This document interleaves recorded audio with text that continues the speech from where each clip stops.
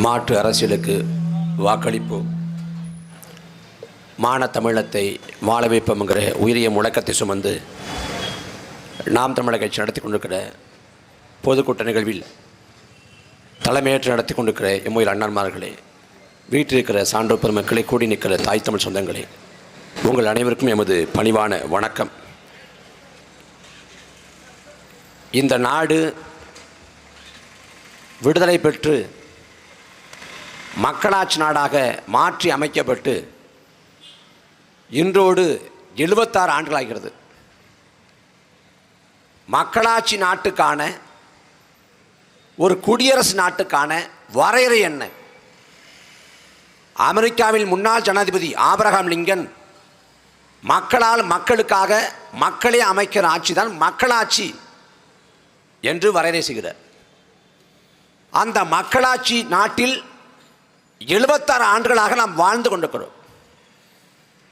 மன்னராட்சி முறைக்கு மாற்றான, வெள்ளை ஏகாதிபத்திய முறைக்கு மாற்றான மக்களாட்சி நாட்டில் நாம் வாழ்ந்து கொண்டிருக்கோம். இந்த நாட்டின் ஆட்சி முறையை தீர்மானிப்பது சட்டங்கள். சட்டங்கள் அடிப்படையில் தான் இந்த நாடு ஆளப்பட்டு கொண்டிருக்கிறது. இந்த மக்களாட்சி நாட்டில் மக்களுக்கான அதிகாரம் என்ன, மக்களுக்கான உச்சபட்ச வாய்ப்பு என்ன என்று கேட்டால், 5 ஆண்டுக்கு ஒருமுறை நடக்கக்கூடிய தேர்தல் நாளன்று அதிகாலை எழுந்து போய் வாக்குச்சாவடி நோக்கி நடந்து போய் வாக்குச்சாவடியில் வரிசையில் நின்று அந்த வாக்குப்பதிவு எந்த இடத்துல நாம் விடுகிற முத்திரை தான் நமக்கான உச்சபட்ச வாய்ப்பு, அதிகாரம். நாம் வாக்கு செலுத்தி முடித்தவர்களாக நமது அதிகாரம் சட்டமன்ற உறுப்பினருக்கோ பார்லமெண்ட் உறுப்பினருக்கோ அது கடத்தப்பட்டுரும். நாம் சட்டமன்ற உறுப்பினரை தேர்வு செய்யலாம், பார்லமெண்ட் உறுப்பினரை தேர்வு செய்யலாம். ஆனால் தேர்ந்தெடுக்கப்பட்ட ஒரு சட்டமன்ற உறுப்பினரையோ பார்லமெண்ட் உறுப்பினரையோ ஒருபோதும் திரும்ப பெற முடியாது. கோயம்புத்தூர் தெற்கில் லட்சக்கணக்கான வாக்காளர்கள் வீதியில் இறங்கி, நாங்கள் தவறுதலாக வானதி சீனிவாசனுக்கு வாக்கு செலுத்தி விட்டோம், அந்த வாக்குகளை நாங்கள் திரும்ப பெறுகிறோம், வானதி சீனிவாசனை சட்டமன்ற உறுப்பினர் பதவி விட்டு இறக்குங்கள் என்று போராட்டம் நடத்தினாலும் ஒருபோதும் திரும்ப பெற முடியாது. நாடு முழுமைக்கும், தமிழ்நாடு முழுமைக்கும் கோடிக்கணக்கான மக்கள் சாலையில் இறங்கி போராட்டம் செஞ்சு, ஒரு வாரம் 10 நாள் தொடர்ச்சியாக போராட்டம் செஞ்சு, நாங்கள் தவறுதலாக திமுகவுக்கு வாக்கு செலுத்தி விட்டோம், நாங்கள் செலுத்திய வாக்கை உடனடியாக திரும்ப பெறோம், ஸ்டாலினை பதவி விட்டு இறக்குங்கள், திமுகவின் ஆட்சியை களையுங்கள் என்று போராட்டம் நடத்தி தர்ணா செஞ்சாலும் என்ன பண்ணாலும் சரி ஆட்சியை திரும்ப பெற முடியாது. ஒரு முறை வாக்கு செலுத்தினா 5 ஆண்டு காலத்துக்கு, அதுதான் நம்மளோட தலையெழுத்து. நாம் ஒரு கடைக்கு போகிறோம், கடையில் போய் பொருள் வாங்குகிறோம். பொருள் வாங்குறப்ப அந்த கடைக்காரர் என்ன சொல்கிறாரு, இந்த பொருளுக்கு 3 மாத காலம் கேரண்டி இல்லை வாரண்டி, இந்த பொருள் 3 மாத காலம் நல்லா உழைக்கும், அப்படி ஏதாவது ஆயிடுச்சுன்னா கொடுங்க, மாற்றி தர்றோம், இல்லை சரி பண்ணி தர்றோம், அந்த பொருளோட தரத்துக்கு நான் உத்தரவாதம் என்று சொல்கிறார். அப்படி பொருள் வாங்குறப்ப தரத்துக்கு ஒரு உத்தரவாதம்ங்கிறார். ஒருவேளை அந்த பொருளை தரமாக கொடுக்கலன்னு அவர் ஏமாத்தினா கூட நீங்கள் நுகர்வோர் நீதிமன்றம் போக முடியும். நுகர்வோர் நீதிமன்றம் போய் அந்த பொருள் தரமா இல்லை, தரங்கட்ட பொருளை கொடுத்து என்னை ஏமாற்றி விட்டார் என்று சொல்லி வழக்கு தொடுத்து அதற்கான மாற்று பொருளையும் அதற்கான இழப்பீட்டையும் பெற்றுக்கொள்ள முடியும் ஒரு பொருளுக்கு. ஆனால் ஒருபோதும் நான் திமுகவுக்கு நம்பி வாக்கு செலுத்தினேன், அதிமுகவுக்கு நம்பி வாக்கு செலுத்தினேன், தரமான ஆட்சியை தருவதாக சொன்னார்கள், தேர்தல் வாக்குறுதிகளை வாரி வழங்கினார்கள், அந்த வாக்குறுதியை நிறைவேற்றவில்லை, தரமான ஆட்சியை கொடுக்கவில்லை என்று சொல்லி எந்த நீதிமன்றத்தையும் படியும் ஏற முடியாது, எந்த அரசின் மீது வழக்கு தொடுக்க முடியாது. இதான் அமைப்பு முறை. தேர்தலில் திமுக வாக்குறுதி தரும், நாங்கள் வந்தோம்னா நீட் தேர்வை ஒழிச்சிருவோம், நாங்கள் வந்தோம்னா அரசு ஊழியர்களுக்கு பழைய ஓய்வூதிய திட்டத்தை கொண்டு வருவோம் அப்படின்னு வாக்குறுதி கொடுக்கும். எப்போ? 2021 தேர்தல் முடிஞ்ச பிறகு நீட் தேர்வை அது எங்கள் கையில் இல்லை, அது மத்திய அரசோட அதிகாரம், எங்களால் ரத்து பண்ண முடியாது என்று கையை விரிக்கும். இந்த போக்குவரத்து ஊழியர்களுக்கு பழைய ஓய்வூதிய திட்டம் கேட்டால் போதிய நிதி ஆதாரம் இல்லை, கையிருப்பு இல்லை, அதனால் இப்போது செய்ய முடியாது என்று அதை தட்டுக்கழிக்கும். ஆனால் இந்த வாக்குறுதிகள் நிறைவேற்றாத ஒருபோதும் நீங்க கேள்வி எழுப்ப முடியாது. சட்டையை பிடிச்சி கேட்க முடியாது. அப்போ என்ன பண்ணுறான், ஒவ்வொரு தேர்தலையும் போதும் நாங்கள் வந்தால் நாங்கள் மதுரையை மலேசியாவை மாற்றுவோம், நாங்கள் சாத்தூரை சிங்கப்பூரா மாற்றுவோம், பாலாறும் தேனாறு கரைபுரண்டு ஓடும், வறுமையை ஒழிப்போம், ஏழ்மையை ஒழிப்போம், குடிசை இல்லாத பகுதிகளை உருவாக்குவோம், நாங்கள் எல்லோரையும் செல்வ செழிப்பில் அப்படி திளைத்து நிற்க செய்வோம் அப்படின்னு வாக்குறுதி தருவேன். ஆனால் அதிகாரத்துக்கு வந்த பிறகு எல்லாரும் வாக்குறுதியை மறந்துட்டு போயிடுவேன். 2014 நரேந்திர மோடி பிரதமர் வேட்பாளராக அறிவிக்கப்பட்டார். அறிவிக்கப்பட்ட வேளையில் நாடு முழுக்க பரப்புரை செய்தார் மோடி. 60 ஆண்டு காலம் காங்கிரஸ் வாய்ப்பு கொடுத்தீர்கள், 60 மாதம் பாஜக வாய்ப்பு கொடுங்கள். நான் ஏழை தாயின் மகன், வறுமையை உணர்ந்தவன், ஏழ்மையை உணர்ந்தவன், பசி பஞ்சத்தை அறிஞ்சவன்.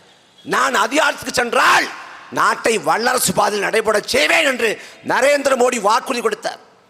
நாங்கள் வந்தால் கருப்பணத்தை முற்றாக ஒழிப்போம், கருப்பணத்தை பதுக்கியும் ஒதுக்கியும் எந்தெந்த பணக்கார முதலாளி வைத்திருக்கிறானோ அந்த கருப்பணத்தை மீட்டெடுத்து ஒவ்வொருத்தரும் வங்கி கணக்கில் தலா 5 லட்சம் போடுவேன் சொன்னது நரேந்திர மோடி. நாங்கள் வேலையில்லா திண்டாட்டத்தை முற்று முழுதாக ஒழித்து ஆண்டு ஒன்றுக்கு 2 கோடி பேருக்கு வேலைவாய்ப்பை பெற்று தருவோம்னா. விவசாயிகள் கஷ்டப்படுறாங்களா, விவசாயிகளின் குறைந்தபட்ச ஆதார விலை அதை உறுதிப்படுத்துவோம், விவசாயிகளின் லாபத்தை இரட்டிப்பு மடங்காக உயர்த்தி காட்டுவோம். எல்லா வாக்குறுதியும் ஐயா மோடி கொடுத்தாங்க. ஆனால் 11 ஆண்டு ஆயிடுச்சு. ஒரு முறை 2 முறை இல்லை, 3வது முறையாக நரேந்திர மோடி பிரதமர் நாற்காலில் அமர்ந்துட்டாரு. ஆனால் அன்றைக்கு கொடுத்த வாக்குறுதியை இன்றைக்கு வரை அவர் நிறைவேற்றலை. அமித்ஷா கிட்ட கேட்குறாங்க, என்னங்க கருப்பணத்தை மீட்டெடுத்து ஒவ்வொருத்தர் வங்கிலையும் தலா 5 லட்சம் போகிறதா சொன்னீங்களே அப்படின்னு கேட்குறாங்க. அதுக்கு அமித்ஷா சொன்ன பதில், மோடி கூறியது எலெக்ஷன் ஜூம்லா, அது தேர்தலுக்காக சொல்லப்பட்ட தந்திரம். மோடி தனக்கே உரித்தான பாணியில் சுவைபட சொன்னார். இது யாரு? இது அமித்ஷா. அந்த பக்கம் நிதின் கட்காரி அவரு, அதாவதுங்க நாங்கள் ஜெயிப்போம் நாங்கள் நினைக்கல, அதனால வாய்க்கு வந்ததை அடிச்சு விட்டோம், மக்கள் ஓட்டு போட்டு பிரதமராக உட்கார வச்சிட்டான், இவன் என்ன பண்ணுறது தெரியலங்கிறாரு. யாரு? நிதின் கட்காரி. அதே போலத்தான் திமுக, அதே போலத்தான் அதிமுக. 2016 அதிமுக தேர்தல் வாக்குறுதி சொல்லுச்சு, நாங்கள் வந்தால் எல்லா குடும்ப அட்டைதாரருக்கும் தலா ஒரு அலைபேசி கொடுப்போம். யார் வீட்டுக்கு அலைபேசி வந்திருக்கு? யார் வீட்டுக்கு வந்திருக்கு? இவங்க இலவச அறிவிக்கிறாங்கல்ல, இந்த இலவசங்கள் மக்களின் வாழ்க்கை தரத்தை மேம்படுத்துவதற்கு, மக்கள் வாழ்வியல் தரத்தை உயர்த்துவதற்காக கொண்டு வரப்படுற திட்டங்கள் இல்லை, மாறாக தேர்தலுக்காக வாக்களை பறிப்பதற்காக கொண்டு வரப்படுறது. திமுக என்ன பண்ணுது? மகளிர் உரிமை தொகை 1000 ரூபாய் தர்றேன். அப்புறம் என்ன பண்றான்? மகளிருக்கு இலவச பேருந்து பயணம். இதை பார்த்துட்டு அதிமுக என்ன சொல்றான்? அவன் 1000 ரூபாயடா, நாங்க வந்தோம்னா 2000 ரூபாய் தர்றோம். அவன் பெண்களுக்கு இலவசமா, நாங்க வந்தா ஆண்களுக்கு இலவசம். இந்த ஏலத்தில் உட்காந்துருப்பான் இல்லை, என்னடா சொல்றான் அவன் 2000 ரூபாய் சொல்றாங்க, 2000 ரூபாய் சொல்றான்னா நீ 4000 ரூபாய் போடு. இல்லைங்க அவன் 4000 ரூபாய் சொல்றாங்க, 8000 ரூபாய் போடுற. அதுல ராஜேந்திர பாலாஜி அதிமுகவோட முன்னாள் அமைச்சர், திமுக பெண்களுக்கு மட்டும்தான் என்று சொல்லி குடும்பத்தை பிரித்தது, நாங்கள் ஆண்களுக்கு என்று சொல்லி குடும்பத்தை சேர்த்து வச்சுட்டோம். இதான புரட்சிகரமான திட்டம். நாட்டின் நிலைமை எங்க போய்கிட்டு இருக்கு? இன்னைக்கு நாம் அனுபவித்துக் கொண்டிருக்கிற மக்களாட்சி சாதாரணமாக பெறப்பட்டது இல்லை. நாம் முன்னரோட ரத்தத்தில், வேர்வையில், கண்ணீர்ல உருவான சுதந்திரம் இது. வெள்ளைக்காரத்தை முன்னோர்கள் சண்டையிட்டார்கள், போர் புரிந்தார்கள், களத்திலே மாண்டார்கள். மருதுபாண்டிகளை களத்திலே தூக்கிலே தொங்கிட வைத்தான் வெள்ளைக்காரன். அதே போல நம் பாட்டன் பூலித்தேவன், அழகுமுத்துக்கோன், தீரன் சின்னமலை, சுந்தரலிங்கனார், பாட்டன் வாவுசி, பாட்டன் திருப்பூர் குமரன் எல்லோரும் சுதந்திரத்துக்காக படாத பாடுபட்டார்கள். என் அன்பு மக்களே, சுதந்திர இந்தியாவில் நாம் மறக்க கூடாத ஆள் வாவுசிங்கிற பெருமகன். அவன் பட்ட அளவுக்கு யாரும் அந்த அளவுக்கு கஷ்டப்படல. 300 ஆண்டுகள விடுதலை போராட்ட வரலாறு. அந்த 300 ஆண்டு காலத்தில் வாவுசி அளவுக்கு எவனும் ஈகம் செய்யல. வெள்ளைக்காரர் இரட்டை ஆயுள் தண்டனை கொடுக்கப்பட்ட ஒரே ஆள் வாவுசி தான்.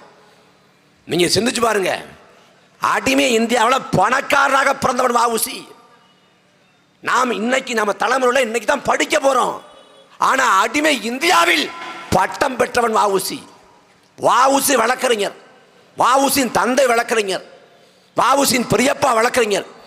அவர் வழக்கறிஞர் தொழிலை பார்த்திருந்தால் அன்றைக்கு லட்சாதிபதியாக இருக்கலாம். அன்னைக்கு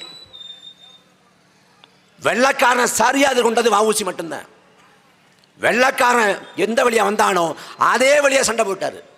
அவன் பொருள் எடுத்து அவனே போடணுங்கிற யுக்தியை அன்றைக்கே கண்டுபிடிச்சவன் வஉசி. வெள்ளக்காரன் எப்படி நாட்டை பிடிச்சான்? துப்பாக்கி முனையில பிடிச்சானா, கத்தி முனையில பிடிச்சானா, எல்லையில் ராணுவத்தை குவிச்சானா, போர் செஞ்சானா? எப்படி நாட்டை கைப்பற்றினான்? பல்வேறு மாகாணங்கள், பல்வேறு சமஸ்தானங்கள். அந்த பல்வேறு மாகாணங்களுக்கு சமஸ்தானங்களுக்கு வெள்ளைக்காரன் வணிகம் செய்ய வந்தான்.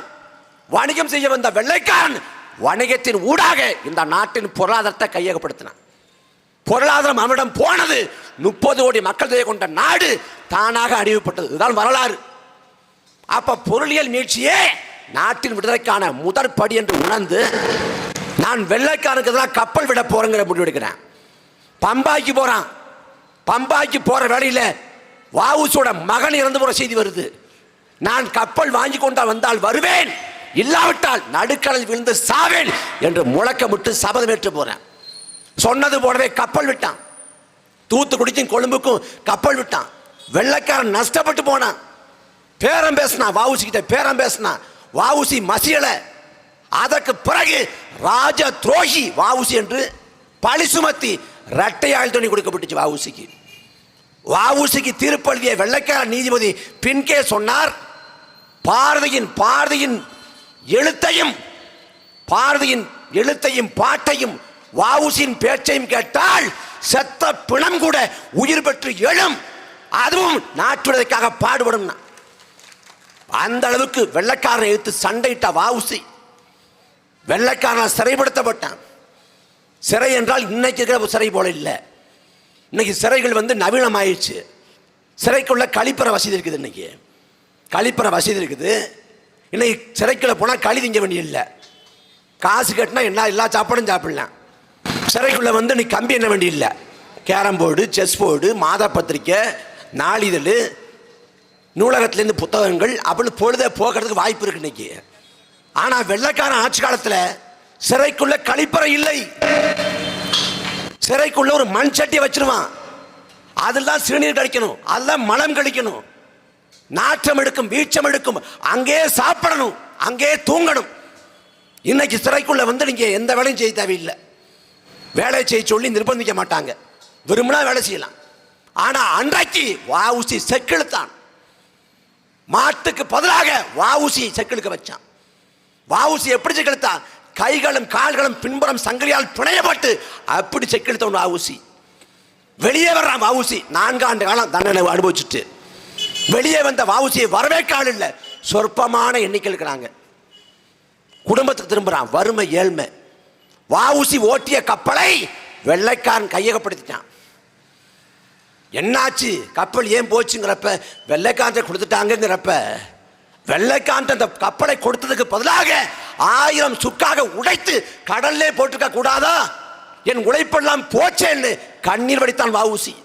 அன்றைக்கு வஉசி செலவு பண்ண தொகை இன்னைக்கு காசுக்கு 3000 கோடி. கடைசியில் வஉசி வறுமையில ஏழ்மையில சிக்குண்டு வீதி வீதியா போய் மண்ணெண்ணெய் வித்து செத்து போனான். சாவதற்கு முன்பாக வஉசி கடிதம் எழுதி வச்சு விட்டு போனான், நான் இவ்வளவு கடன் வாங்கியிருக்கேன், யாராவது வாய்ப்பு இருந்தால் அதை கடனை கட்டிருக்கேன்ட்டு. இன்னைக்கு தலைமுறை கடந்து சந்ததி கடந்து வஉசியை வரலாறாக படிக்கிறோம். வஉசியின் சந்ததி, வஉசியின் தலைமுறை, வஉசியின் பரம்பரை எங்க இருக்கு? எங்க இருக்கு?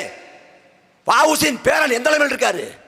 வஉசியின் பேரன் மாவட்ட ஆட்சியருக்கு போய் எனக்கு வாழை ஏதாவது உதவி பண்ணுங்கன்னு கேட்கிறாரு. வஉசியின் கொள்ளு பேத்தி கல்வி கடன் கட்டி நிற்கிறான். நாடு எங்க போய் கொண்டிருக்கு? இது யாருக்கான சுதந்திரம்? எந்த தூத்துக்குடி நிலத்தில் நின்று நம் பாட்டன் வஉசி சுதந்திர காலம் பாடினானோ அதே தூத்துக்குடியில விடுதலை பெற்ற பிறகு, மக்களாட்சியாக உருவெற்ற பிறகு நாம் சுட்டு கொலை செய்யப்பட்டோம். 13 பேர் மண்ணின் மக்கள் கொலை செய்யப்பட்டோம். நாம் மக்களாட்சி நாட்டில் வாழ்றோமா? என் அன்பு சொந்தங்களே, வெள்ளக்கார ஆட்சி காலத்தில் ஜாலியன் வாலாபாக் படுகொலை, பஞ்சாப் மாநிலம் அமிர்தசரஸ் அருகாமையில் ஜாலியன் வாலாபாக் திடலில் கூடிய மக்களை வெள்ளைக்காரன் ஜெனரல் டயர் உத்தரவு போட்டு ஆயிரக்கணக்கான பேரை கொண்டு குவிச்சான். ஆயிரக்கணக்கான பேர். அந்த படுகொலையை வெள்ளைக்கார அரசாங்கம் ரசித்தது. எங்கள் குண்டுகள் தீர்ந்து போனது, இல்லாவிட்டால் இன்னும் பல முறை சுட்டு பல பேரை கொண்டிருப்போம்னு அன்னைக்கு ஆணவத்தோடு வெள்ளைக்காரன் பேசினான். அந்த ஜாலியன் வாலாபாக் படுகொலை நடந்து 100 ஆண்டுகள் கடந்துட்டோம். 100 ஆண்டு கடந்த பிறகு எந்த இங்கிலாந்து நாட்டை சேர்ந்த வெள்ளைக்காரன் நம் மக்களை சுட்டு கொன்னானோ, அதே இங்கிலாந்து நாட்டின் பாராளுமன்றத்திலே இன்றைக்கு வாழக்கூடிய வெள்ளைக்காரர்கள் எங்கள் முன்னோர்கள் தவறளித்து விட்டார்கள், ஜாலியன் வாலாபாக்கிலே அப்படிப்பட்ட பேரவலம் நிகழ்ந்திருக்க கூடாது என்று வருத்தம் தெரிவிக்கிறார்கள் 100 ஆண்டு கழிச்சு. ஆனா சமகாலத்தில் 2018ஆம் ஆண்டு தூத்துக்குடி நடந்த தூத்துக்குடி துப்பாக்கி சூட்டுக்கு யார் வருத்தம் தெரிவிச்சா? யாரு மன்னிப்பு கோரினா? செத்து போன 13 பேருக்கான நீதி என்ன? ஒண்ணுமில்ல, ஒண்ணுமில்ல. இங்க சட்டம் தான் எல்லாத்தையும் தீர்மானிக்குது. இங்க எவ்வளவு பெரிய கொலை செஞ்சாலும், எவ்வளவு பெரிய குற்றம் செஞ்சாலும் சட்டப்படி இருக்கக்கூடிய உச்சபட்ச தண்டனை மரண தண்டனை. மரண தண்டனை தான் உச்சபட்ச தண்டனை. கடைசியா தமிழ்நாட்டில் யாரை மரண தண்டனைக்கு உட்படுத்தினாங்க? யாரை தமிழ்நாட்டில் தூக்கில் போட்டாங்க? கடைசியா தமிழ்நாட்டில் தூக்கில் போட்டது ஆட்டோ சங்கரை. எப்ப? நேற்று, இன்னைக்கு இல்லை, 1995ஆம் ஆண்டு ஆட்டோ சங்கரை தூக்கில் போட்டு 30 ஆண்டு ஆயிடுச்சு. இந்த 30 ஆண்டு காலத்தில் தமிழ்நாட்டில் குற்றம் நடக்கலையா? தமிழ்நாட்டில் கொலை நடக்கலையா? கொள்ளை நடக்கலையா? வன்கொடுமை நடக்கலையா? எந்த படுவாத செயல்களும் அரங்கேறலையா? நிகழ்ந்தது. எப்படிப்பட்ட கொலையாளியா இருந்தாலும் குற்றவாளியா இருந்தாலும் அவனுக்கு தூக்கு தண்ண கூடாது, அவன் உயிரை பறிக்க கூடாது. இது நீதிமன்ற பரிபாலன முறை சொல்கிற விதி.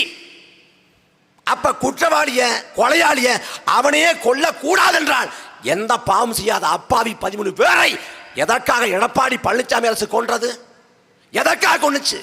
எடப்பாடி பழனிசாமி அரசு கொன்றதற்கு இன்றைக்கு வரை ஆளக்கூடிய திமுக அரசு அதில் தொடர்புடைய குற்றவாளிகளை, அதில் தொடர்புடைய கொலையாளிகளை யாரையும் ஏன் கைது பண்ணல? ஏன் கைது பண்ணல? திமுக ஆட்சிக்கு வந்தால் குற்றவாளிகளை கூண்டில் ஏற்றும். தூத்துக்குடி துப்பாக்கி தொடர்புடைய எந்த அதிகாரிகளையும் சும்மா விட மாட்டோம் முழக்கமிட்டது ஸ்டாலின். ஆனால் அதிகாரத்துக்கு வந்து அதிகாரம் நிறைவடைய போகிறது இன்னும் 2 மாத காலத்தில். ஆனா யாரையும் தூக்கல போடல, யாரையும் தண்டனைக்கு உட்படுத்தல. காரணம் என்ன? திமுகவும் அதிமுகவும் மாறி மாறி லாவணி கச்சேரி பாடும், மாறி மாறி சண்டை போடும். ஆனா 2 கட்சியும் ஒரே மாதிரி தான். அதிமுக ஆட்சியும் லஞ்சம், திமுக ஆட்சியும் லஞ்சம். அதிமுக ஆட்சினா அடக்குமுறை, திமுக ஆட்சினா அடக்குமுறை. என்ன வேறுபாடு 2 கட்சிகளுக்கும்? என்ன வேறுபாடு கண்டீங்க? ஆனா திரும்ப திரும்ப திமுக வாக்கு செலுத்தணும், அதிமுக வாக்கு செலுத்தணும். இப்ப 2 கட்சியும் கூட்டணி போட்டு வருது. இந்த கட்சிகளால், இந்த ஆட்சிகளால் தமிழ்நாட்டுக்கு விளைய போகிற நன்மை என்ன? எதற்காக மீண்டும் ஒரு முறை தமிழ்நாட்டை திமுக ஆள வேண்டும்? 4.5 ஆண்டுகள் வாய்ப்பு கொடுத்தோம். 4.25 ஆண்டு காலம். இந்த 4.25 ஆண்டு காலத்தில் திமுக தமிழ்நாட்டு மக்களுக்கு செஞ்ச அரும்பெரும் காரியம் என்ன? அதிமுக ஆட்சியில் நடந்த கொடுமைகள் எல்லாம் நாங்கள் அகற்றுவோம், நாங்கள் விடியலாட்சியை தருவோம், மக்களுக்கான ஒரு நல்லாட்சியை தருவோம். எல்லா வாக்குறுதியும் கொடுத்தது ஸ்டாலின். இந்த வேலுமணி தங்கமணி போன்ற ஊழல்வாதிகளை தண்டிப்போம், நாங்கள் வேலுமணி தங்கமணியை வெளியே உழவ விட மாட்டோம் சொன்னது ஸ்டாலின். இன்னைக்கு யார் தண்டிக்கப்பட்டா? அதிமுக ஆட்சியிலே வைத்திலிங்கம், ஓபிஎஸ் ஆதரவாளர் வைத்திலிங்கம், அவர் மேல நாங்க சும்மா விட மாட்டோம், அவர் ஊழல்வாதி அப்படின்னு இதே திமுக பேசிச்சு. இன்னைக்கு அந்த வைத்திலிங்கம் எங்க இருக்காரு? வைத்திலிங்கம் எங்க இருக்காரு? செந்தில் பாலாஜி. செந்தில் பாலாஜி யாரு? செந்தில் பாலாஜி எங்க ஊழல் பண்ணாரு? அதிமுக ஆட்சி காலத்தில் போக்குவரத்துறை அமைச்சராக இருந்த செந்தில் பாலாஜி போக்குவரத்துறையில் வந்து நடத்துனர் பணி, ஓட்டுநர் பணி போன்ற பணிகளுக்கு காசை வாங்கிட்டு ஊழல் பண்ணிடுறாரு. அதில் மாட்டிக்கிறார். அன்றைக்கு திமுக சொல்லுது செந்தில் பாலாஜி ஊழல்வாதி, செந்தில் பாலாஜி வந்து ஒரு ஊழல் பெருச்சாளின்னு. குளித்தலை தேர்தல் பரப்புரைக்கு போன ஐயா ஸ்டாலின் அவர்கள் இதே செந்தில் பாலாஜியை மிக கடுமையாக சாடினார். ஆனா அந்த செந்தில் பாலாஜியை திமுகவில் சேர்த்த பிறகு புனித தீட்சை கொடுத்து அவர் அப்படி கட்டால மாத்திட்டாங்க. என்ன கொடுமைன்னா, செந்தில் பாலாஜி ஊழல் பண்ணது அதிமுக இருக்கிறப்ப. இப்ப திமுக என்ன சொல்லுது, அதிமுக செந்தில் பாலாஜி இருக்கப்ப ஊழலே பண்ணல. இது யார் சொல்றா? திமுக. இல்லைங்க, அதிமுக ஆட்சியில் செந்தில் பாலாஜி ஊழல் பண்ணாரு. இது யார் சொல்றது? இது அதிமுக. எவ்வளவு பெரிய விசித்திரம். செல்வ கணபதினு ஒருத்தர் இருந்தார். செல்வ கணபதினு ஒருத்தர் அதிமுக இருந்தார். அதிமுக இருக்கிறப்ப சுடுகாட்டு கூரை போட்டத்தில் ஊழல் பண்ணிட்டார். ஊழல் பண்ண பிறகு திமுக சேர்ந்துட்டார். தண்டனை வருது, தீர்ப்பு வருது, தண்டனை வருது, தண்டனை அறிவிக்கப்படுது, பதவி போகுது. அந்த சமயத்தில் திமுக வாய் திறக்கல, அதிமுக வாய் திறக்கல.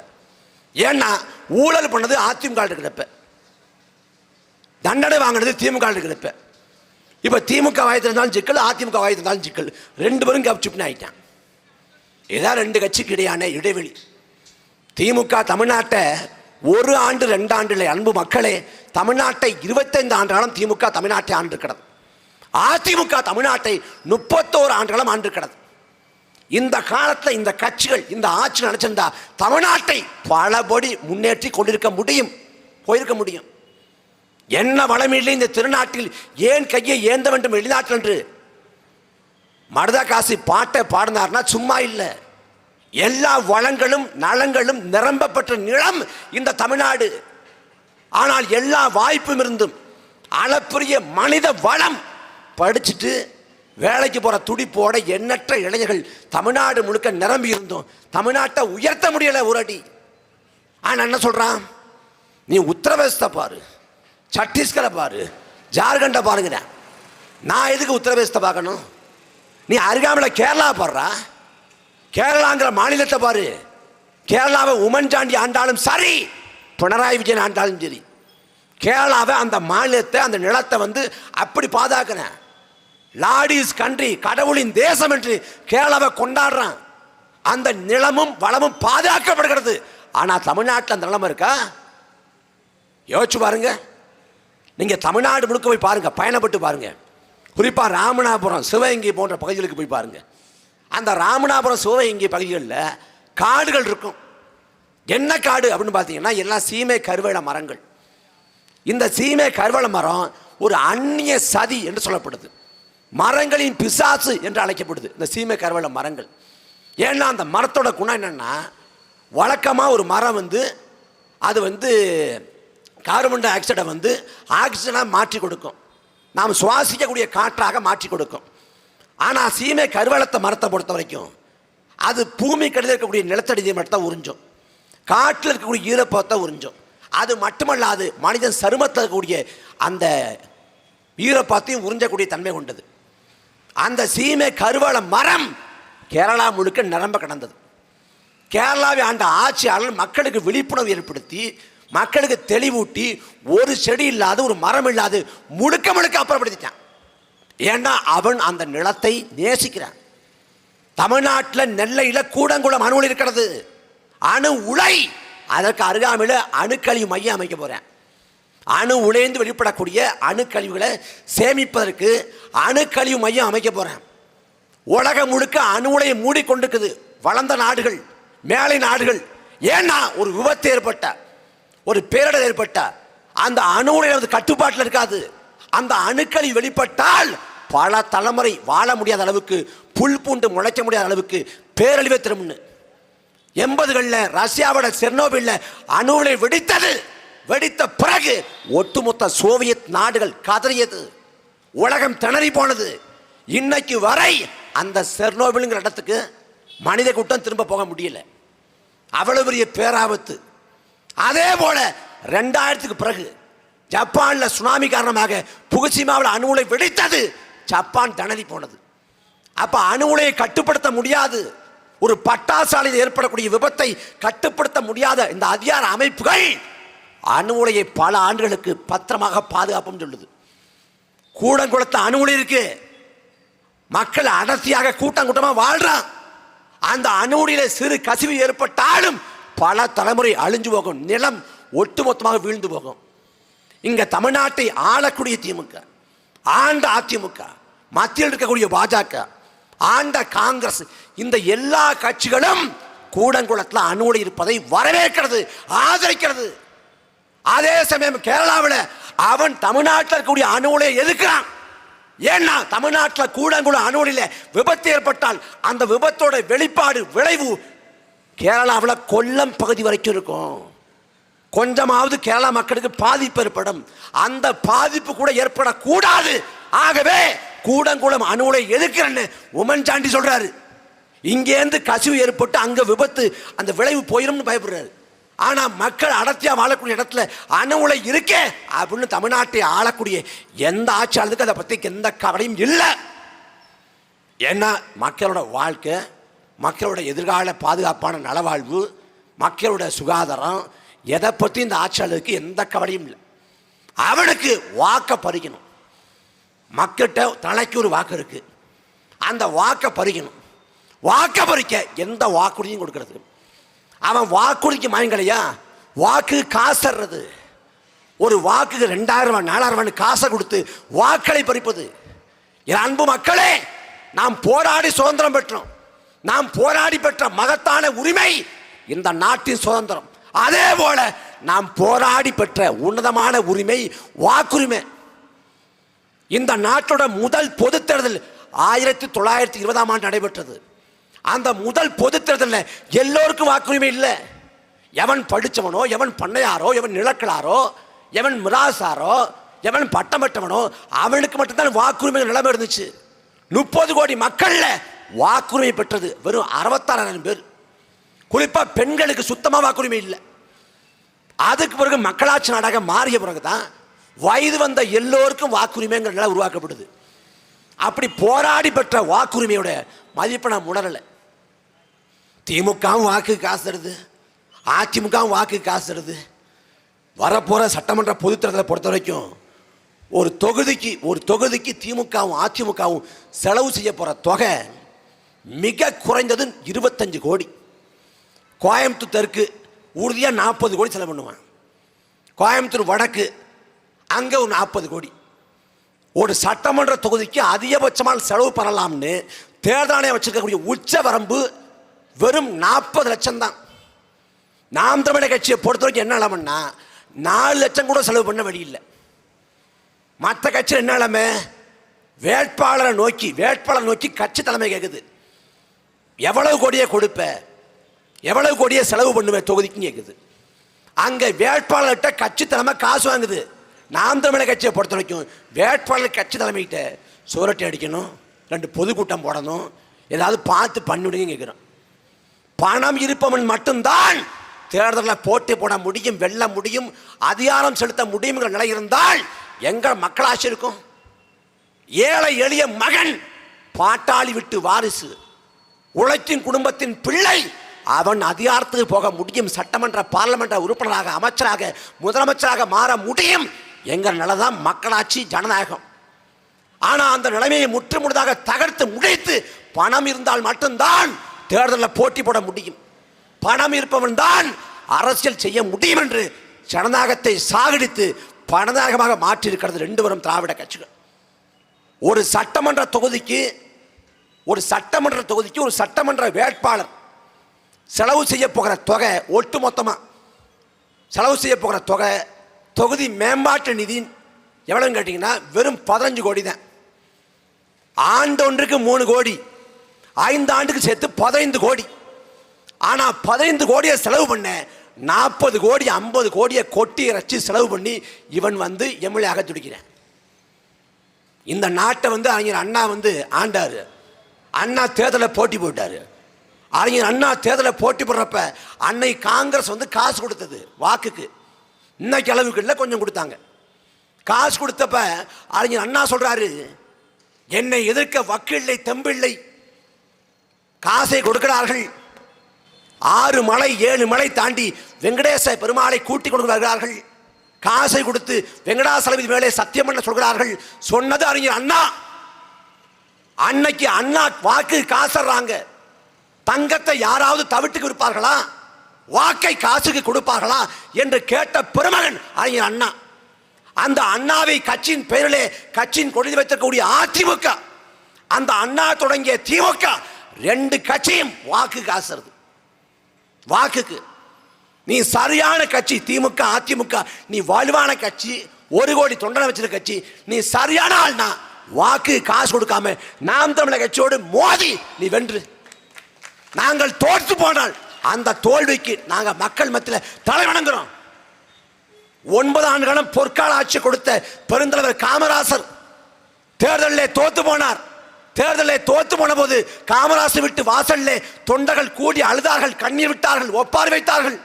காமராசர் புன்முறுவல் பூர்த்து கொண்டே வெளியே வந்தார். வெளியே வந்த காமராசரை நோக்கி மக்கள் கேட்டார்கள், எந்த நிலைமையில கூட எப்படிங்கயா சிரிக்க முடியுதுன்னு கேட்குறாங்க. அது காமராசர் சொல்றாரு, நாட்டை ஆண்ட என்ன, நாடு செய்யப்பட்ட என்ன, எந்த பின்பலம் இல்லாத ஒரு சாதாரண மகன் தோற்கடிக்க முடியும்னா இதுதாண்டா சுதந்திரம், இதுதாண்டா ஜனநாயகம். அந்த ஜனநாயகத்தை பெற, அந்த சுதந்திரத்தை பெறத்தான் நாங்கள் போராடினோம், உழைத்தோம், சிறைக்கு போனோம்னார். அப்படி தேர்தலில் யார் வேண்டுமானாலும் தோற்கலாம், ஜனநாயகம் தோற்க கூடாது, மக்களாட்சி வீழக்கூடாது. இங்க பிரச்சனை மக்களாட்சி வீழுது, ஜனநாயகம் தோற்குது. அதான் பிரச்சனை. நீ ஆண்டுக்கு ஆண்டு ஜனவரி 26ஆம் தேதி இந்தியாவோட கொடியை மேலே ஏற்றி எல்லாருக்கும் இனிப்பு கொடுத்து அந்த வணக்கம் வச்சுட்டா மக்களாட்சி இருந்துருமா? ஜனநாயகம் தலை தோங்கிருமா? சாமானிய மக்கள் எங்க அதிகாரத்துக்கு போறாங்க? எல்லோரும் நாட்டின் மன்னர்கள் என்கிற முழக்கத்தை முன்வைத்தவர் அறிஞர் அண்ணா. இன்னைக்கு எல்லோரும் நாட்டின் மன்னராக இருக்கானா? மன்னராக ஆக முடியுமா? ஆக முடியாது. பணம் தேர்தலில் பிரதான காரியம் இருக்கு. பணம் அதை உடைச்சு நொறுக்கணும் தான் நாம் தமிழர் பிள்ளைகள் களத்து நிற்கிறோம். திமுக வாக்கு காசு கொடுத்தது, அதிமுக வாக்கு காசு கொடுத்தது, பாஜக வாக்கு காசு கொடுத்தது, காங்கிரஸ் வாக்கு காசு கொடுத்தது, கமலஹாசன் கூட வாக்கு காசு கொடுத்தாரு. ஆனா வாக்கு 1 ரூபா காசு கொடுக்காது. கொள்கையை சொல்லி, கோட்பாட்டை சொல்லி, மக்களை அரசியல் படுத்தி அணிதிரட்டி மக்கள் நலனை எடுத்துரைத்து 36 லட்சம் வாக்களை பெற்ற ஒரே கட்சி நாம் தமிழர் கட்சி மட்டும்தான். தேர்தல் சந்தையில் நாம் தமிழர் கட்சிக்கான மதிப்பு 1000 கோடி. 1000 கோடி. திமுக கூட்டணியில் எண்ணற்ற கட்சி இருக்குது, அதிமுக கூட்டணியில் எண்ணற்ற கட்சி இருக்குது. ஆனா இந்த கட்சிகள்ல எந்த கட்சிக்கும் 8 விழுக்காடு வாக்கு இல்லை. திமுக விசிக, காங்கிரஸ், இந்திய யூனியன் முஸ்லீம் லீக், அந்த பக்கம் தமிழக வாழ்வுரிமை கட்சி, 2 கம்யூனிஸ்ட், மதிமுக, யாருக்கும் 8 விழுக்காடு வாக்கு இல்லை. அதிமுக கூட்டணியில் இருக்கக்கூடிய பாமக, ஜான் பாண்டியன் கட்சி, புதிய தமிழகம், பாஜக, எந்த கட்சிக்கும் 8 விழுக்காடு வாக்கு இல்லை. திமுக அதிமுகவுக்கு அடுத்தபடியாக அதிகப்படியான வாக்கு விழுக்காட்டை கொண்டிருக்கிற கட்சி நாம் தமிழர் கட்சி. திமுக அதிமுகவும் கூட முறைகேடு செஞ்சு அந்த வாக்களை பெற்றாங்க. எந்த முறைகேட்டையும் செய்யாது, நேர்மையான முறையில் அப்பழுக்கற்ற வாக்களை கொண்ட கட்சி நாம் தமிழர் கட்சி. நாம் தமிழர் கட்சி கூட்டணிக்கு வருவதாக அறிவித்தால் மிக குறைந்தது 1000 கோடியை கொண்டு கொடுப்பான். 1000 கோடி. ஆனால் சமரசம் என்கிற ஒண்ணு வாழ்நாள் முழுமைக்கும் செய்யாத ஒரு பெருந்தலைவரை பிள்ளைகள் நாங்க. லெனின் சொல்றாரு, இறுதி இலக்கை சமரசம் செய்து கொண்டு தற்காலிக பயன்களுக்காக விளைபவதுதான் சந்தர்ப்பவாதம். நாங்கள் அந்த சந்தர்ப்பவாதத்தை, அந்த சமரசத்தை செய்ய விரும்பல. சரியோ தப்போ மக்களோடு நிற்கிறோம், மக்கள் நம்ப நிற்கிறோம். நாம் தமிழர் கட்சி நேற்று தொடங்கப்பட்ட இயக்கம் இல்லை. நாம் தமிழர் கட்சி தொடங்கப்படுறப்ப எனக்கு வயது 19, 34 வயசு நிற்கிறேன். என் தம்பி பேரைவாளனுக்கு நாம் தமிழக தொடங்கப்படுற வயதில் அவனுக்கு வாக்குரிமை வந்திருக்காது. 10 பருவத்தில் இருந்தான். நாங்கள் இந்த 15 ஆண்டு கால பயணம் சாதாரண பயணம் இல்லை. நாங்கள் சந்திக்காத அடக்குமுறை இல்லை, நாங்கள் சந்திக்காத ஒடுக்குமுறை இல்லை, எங்களை நோக்கி வராத அவதூறு பரப்புரை இல்லை.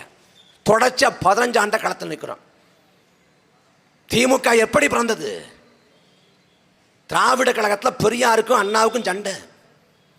அண்ணா வெளியேறாரு, மணியம்மையை பெரியார் திருமணம் பண்ணிடுறாரு 70வது வயதில். மணியம்மையை இயக்கத்தோட வாரிசாக அறிவிக்கப்படுறாரு. அந்த செய்தி அண்ணாவோட செவிகளுக்கு எட்டுது. எட்டிய பிறகு இனி பெரியாரை நம்பி பயணிகளை முடிவு பண்ணிட்டு அண்ணா திமுக கட்சி ஆரம்பிக்கிறாரு. திமுக கட்சி ஆரம்பிச்சு பிற்காலத்தில் தேர்தலில் போட்டி போடுற அமைப்பாக மாற்றி அதிகாரத்தை பிடிக்கிறார். அப்படி பெரியாருக்கும் அண்ணாவுக்கும் சண்டை விளைவு திமுக கட்சி பிறந்தது. திராவிட கழகத்திலையும் வெளியேது. அந்த திமுகவில் அண்ணாவின் மறைவுக்கு பிறகாக ஆதிக்கம் செலுத்திய கருணாநிதிக்கும் அந்த கட்சியின் பொருளாளராக அன்றைக்கு இருந்த எம்ஜிஆருக்கும் இடையே முரண்பாடு. எம்ஜிஆர் சுகாதாரத்துறை அமைச்சர் பதவி கேட்கிறாரு, கருணாநிதி தர மறுக்கிறாரு. அதன் வெளிவா வந்து எம்ஜிஆர் போய் கணக்கு கேட்கிறார் திமுக காரங்கள்ட்ட. பொதுக்கூட்ட மேடையில் வந்து எல்லாரும் கணக்கு காட்டணுங்கிறார். உடனடியாக கோபம் வருது கருணாநிதிக்கு. எம்ஜிஆரை கட்சி விட்டு வெளியேற்றுறாரு. எம்ஜிஆர் வெளியேறி அதிமுக. கருணாநிதிக்கு எம்ஜிஆருக்கும் சண்டை. வெளியே தொடங்கப்பட்ட இயக்கம் அதிமுக. அதே திமுகவில் பிற்காலத்தில் 90களோட தொடக்கத்தில் 1992ஆம் ஆண்டு கருணாநிதிக்கும் வைகோவுக்கும் சண்டை. வைகோ வந்து தன் மகனுக்கு ஸ்டாலினுக்கு போட்டியாக வந்துருவாரோன்னு பயந்துக்கிட்டு திட்டமிட்டு காலி பண்ணுறாரு கருணாநிதி. வைகோ வெளியேற்றப்படுறாரு. வெளியேற்றப்பட்ட வைகோ அன்னைக்கு தொடங்கிய இயக்கம் அதிமுக. இப்படி திமுகவும் அதிமுகவும் தனிப்பட்ட 2 பேருக்கு இடையான முரண்களில் மோதல்களில் பிரிந்த இயக்கங்கள்.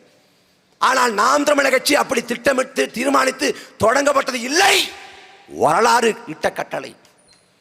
காலம் எமக்கு கையளித்தது. என் அன்பு மக்களே, எந்த நாளை வேண்டுமானாலும் தமிழன் மறக்கலாம். தமிழன் மறக்கக்கூடாத நாள் ஒன்று இருக்கிறது. 2009 மே 18. அந்த நாளில்தான் லட்சக்கணக்கான தமிழர்களை கொன்று முடித்துவிட்டு தமிழர்களை வீழ்த்தி விட்டோம். உங்கள் புலிக்கொடியை இறக்கி விட்டோம். உங்கள் தேச கனவை சிதைத்து விட்டோம். உங்கள் தலைவன் பிரபாகரனை நாங்கள் கொன்றொழித்து விட்டோம் என்று சொல்லி மண்ணை முத்தமிட்டு ராஜபக்சே எக்காலமிட்டு சிரித்தான். சிங்கள வீதிகளிலே சிங்களர்கள் ஆனந்த கூத்தாடினார்கள், பரவசமடைந்தார்கள். தலைவர் உடலை போன்ற உடலை பார்த்த இனமான தமிழர்கள், ஈழத் தமிழர்கள் உலகம் முழுக்க கண்ணீர் வடித்தார்கள். ஐயோ, எல்லாம் போச்சே, 30 ஆண்டுகள் விடுதலை போராட்டம் முடிஞ்சு போச்சே, இனி என்ன செய்வோம்? கதர்னா, வீட்டை விட்டு வெளியேற முடியாது. கதர்னா, கண்ணீர் வடிச்சான், ஒப்பார் வச்சான், ஓலமிட்டான். அனாதையா மாறிட்டமே, இனி வாழ்வதா தற்கொலை செய்து கொண்டு சாவதான்னு தெரியாது. மனம் வெதும்புனான். எந்த மே 18 நாளை குறிவைத்து நாங்கள் வீழ்ந்ததாக ராஜபக்சே எக்காலமிட்டு சிரித்தானோ, இலங்கை வீதிகளிலே சிங்களர்கள் ஆனந்த கூத்தாடினானோ, இந்தியாவை ஆண்ட அரசுகள் எங்களை ஏளனமாக பார்த்ததோ, உலக பன்னாட்டு அரங்கு எங்களை கேலி செய்து சிரித்ததோ, அதே மே 18 குறிவித்து அடுத்த ஆண்டு எங்கள் பாட்டி கண்ணகி நீதி கட்ட மதுரை மாநகரில் யாதும் ஊரே யாவரும் கேடு என்று உலகத்தை நம்பினோம். உலகத்தை உயர்ந்த நேசித்தோம், கொண்டாடினோம். ஆனால் எங்கள் இனம் அழித்தொழிக்கப்படுகிற வேளையில் அதை காக்க, அதை பேச நாதி இல்லையே என்று உணர்ந்து நாதியற்ற இனத்தின் மக்கள் நாம் தமிழங்கிற உணர்வை தட்டி எழுப்பி நாங்கள் திரண்டு கட்டி எழுப்பப்பட்டதுதான் நாம் தமிழர் கட்சி. 15 ஆண்டுகள பயணத்தில் காவிரி சிக்கல், முல்லை பெரியாறு, பாலாறு, கச்சத்தீவு, மீத்தேனு, கைத்தவரபனு, 8 வழிச்சாலை, உயிர்மெழுத்த கோபுரம், ஸ்டெர்லைட்டு, அணுவுல, அணுக்களி மையம், எல்லா மக்கள் சிக்கலுமா களத்துன்னு இருக்கோம். எல்லா சிக்கலுமா, சென்னை பெருவெள்ளம், தானே புயல், ஒக்கி புயல், மிக்சாம் புயல், நிவர் புயல், எல்லா மக்கள் கஷ்டப்பட்ட பேரிடர் காலங்களில் மக்களோட இன்னும் உதவி பண்ணியிருக்கோம். களத்தில் நாம் தமிழர் கட்சி சமரசலாம் நிற்குது. இப்படி எங்களை நிரூபிச்சுட்டு தான் இந்த தேர்தல் காலத்துக்கு வந்திருக்கோம். தேர்தல் அரசியலில் ஒரு இலக்கணம் உண்டு. ஜெயிச்ச கட்சி வளரும், தோத்த கட்சி வீழ்ந்துடும், இவ்வளவுதான். ஆனால் அந்த இலக்கணத்தை முற்றுமுழுதாக உடைச்சு வெற்றியை ஈட்டாத நாம் தமிழர் கட்சி வளர்ந்து ஓங்கி உயர்ந்தது. 2016 முதல் முறையாக தேர்தலில் போட்டி போட்டோம். விஜயகாந்த் தலைமையில் மக்கள் நல கூட்டணி, ஐயா அன்புமணி ராமதாஸ் தலைமையில் பாட்டாளி மக்கள் கட்சி தனிச்சு போட்டி போட்டது. அந்த தேர்தலில் நாம் தமிழர் கட்சி தோல்வி, பாட்டாளி மக்கள் கட்சி தோல்வி, விஜயகாந்த் தலைமையில் மக்கள் கூட்டணி தோல்வி. தோல்வியடைந்த மக்கள் கூட்டணி சிதறி போனது. விஜயகாந்த் அரசோட வீழ்ச்சிக்கு போனார். பாமக தனிச்சு போட்டிங்கிற முடிவை முற்றுமுழுதாக கைவிட்டது. அதே போல நாம் தமிழர் கட்சி தோல்வியடைந்து 1.1 விழுக்காடு வாக்கு தான் பெற்றுச்சு. 1.1 தான். 1.1 விழுக்காடு வாக்கை சட்டமன்ற பொது தேர்தல் பெற்ற நாம் தமிழர் கட்சி நீ என்ன சாதிச்சிட போகுது? அவ்வளவுதான். நாம் தமிழர் கட்சிக்கு தமிழ் தேசியம் என்று பேசுவர்கள் எல்லாம் இனி எழ முடியாதுன்னு நினைச்சான். 1.1 விழுக்காடு வாக்களை பெற்ற நாம் தமிழர் கட்சி அடுத்தடுத்து உயர்ந்து 8.2 விழுக்காடு வளர்ந்திருக்கோம். 2016, 19, 21, 24 4 பொது தேர்தல் 8.2 விழுக்காடு வாக்கு உயர்ந்திருக்கும். ஏன் மக்களுக்கு ஓட்டு போட்டேன்? மக்கள் ஏன் எங்களை நம்பினா? நாங்கள் மற்றவங்க போல நோட்டு பேரம் சீட்டு பேரம் நடத்தலை. நாங்கள் தோல்வி அடைந்தாலும் சரி, நாங்கள் இந்த தலைமுறையில் நாங்கள் வெல்லாது போனால், எங்கள் காலத்தில் நாங்கள் வெல்லாது போனால் கூட எங்கள் தத்துவத்தை, எங்கள் நோக்கத்தை, எங்கள் கனவை இன்னொரு தலைமுறைக்கு கடத்தி அவனை வெல்ல வைக்கிற அந்த ஆற்றல், அந்த பக்குவம், அந்த தொலைநோக்கு பார்வை எனக்கு இருக்குது. என்ன செய்வேன்? நீங்க வெற்றியே பெறல, என்ன பண்ணுவேன்? நாங்கள் தோல்வி அடைந்தால், நாங்கள் வெற்றியை ஈட்டவில்லை என்றால் அது எங்களுக்கான தோல்வி இல்லை, எங்களுக்கான அவமானம் இல்லை. வருங்கால தலைமுறை எழும், அவன் படிப்பான். நாம் தமிழர் கட்சியோட அரசியலை படிப்பான், நாம் தமிழர் கட்சி முன்வைத்த தத்துவ கோட்பாட்டை படிப்பான், நாம் தமிழர் கட்சி வச்ச கனவை படிப்பான். அன்றைக்கு இந்த தலைமுறையை அவன் காரி விழுவான். எங்களுக்கு மனநிறைவு இருக்கு. ஈழ நிலத்திலே ஆயுதமேந்தி போராடிய தலைவர் பிரபாகரன் கடைசி வரை அறத்தோடும் வீரத்தோடும் நின்றார். அவர் மாண்டது போல, மண்ணுக்காக மக்களுக்காக மாண்டது போல அவர் வழிவந்த ரத்த துடிதை வந்த வாரிசுகள் நாங்கள் கடைசி வரைக்கும் உண்மைக்கும் நேர்மைக்குமா நின்று செத்து போனோங்கிற வரலாற்றை பதிவு சாகும். எங்கள் தலைவர் பிரபாகரன் சொல்றாரு, எமது போராட்டத்தின் பழுவை இன்னொரு தலைமுறை மீது கடத்த விரும்பல, எங்கள் போராட்டத்தின் பயனை அவங்க அனுபவிக்கணுங்கிறார். அதைத்தான் நாங்களும் சொல்றோம். இன்னொரு தலைமுறைக்கு இந்த போராட்டத்தை நாங்கள் கடத்த விரும்பல.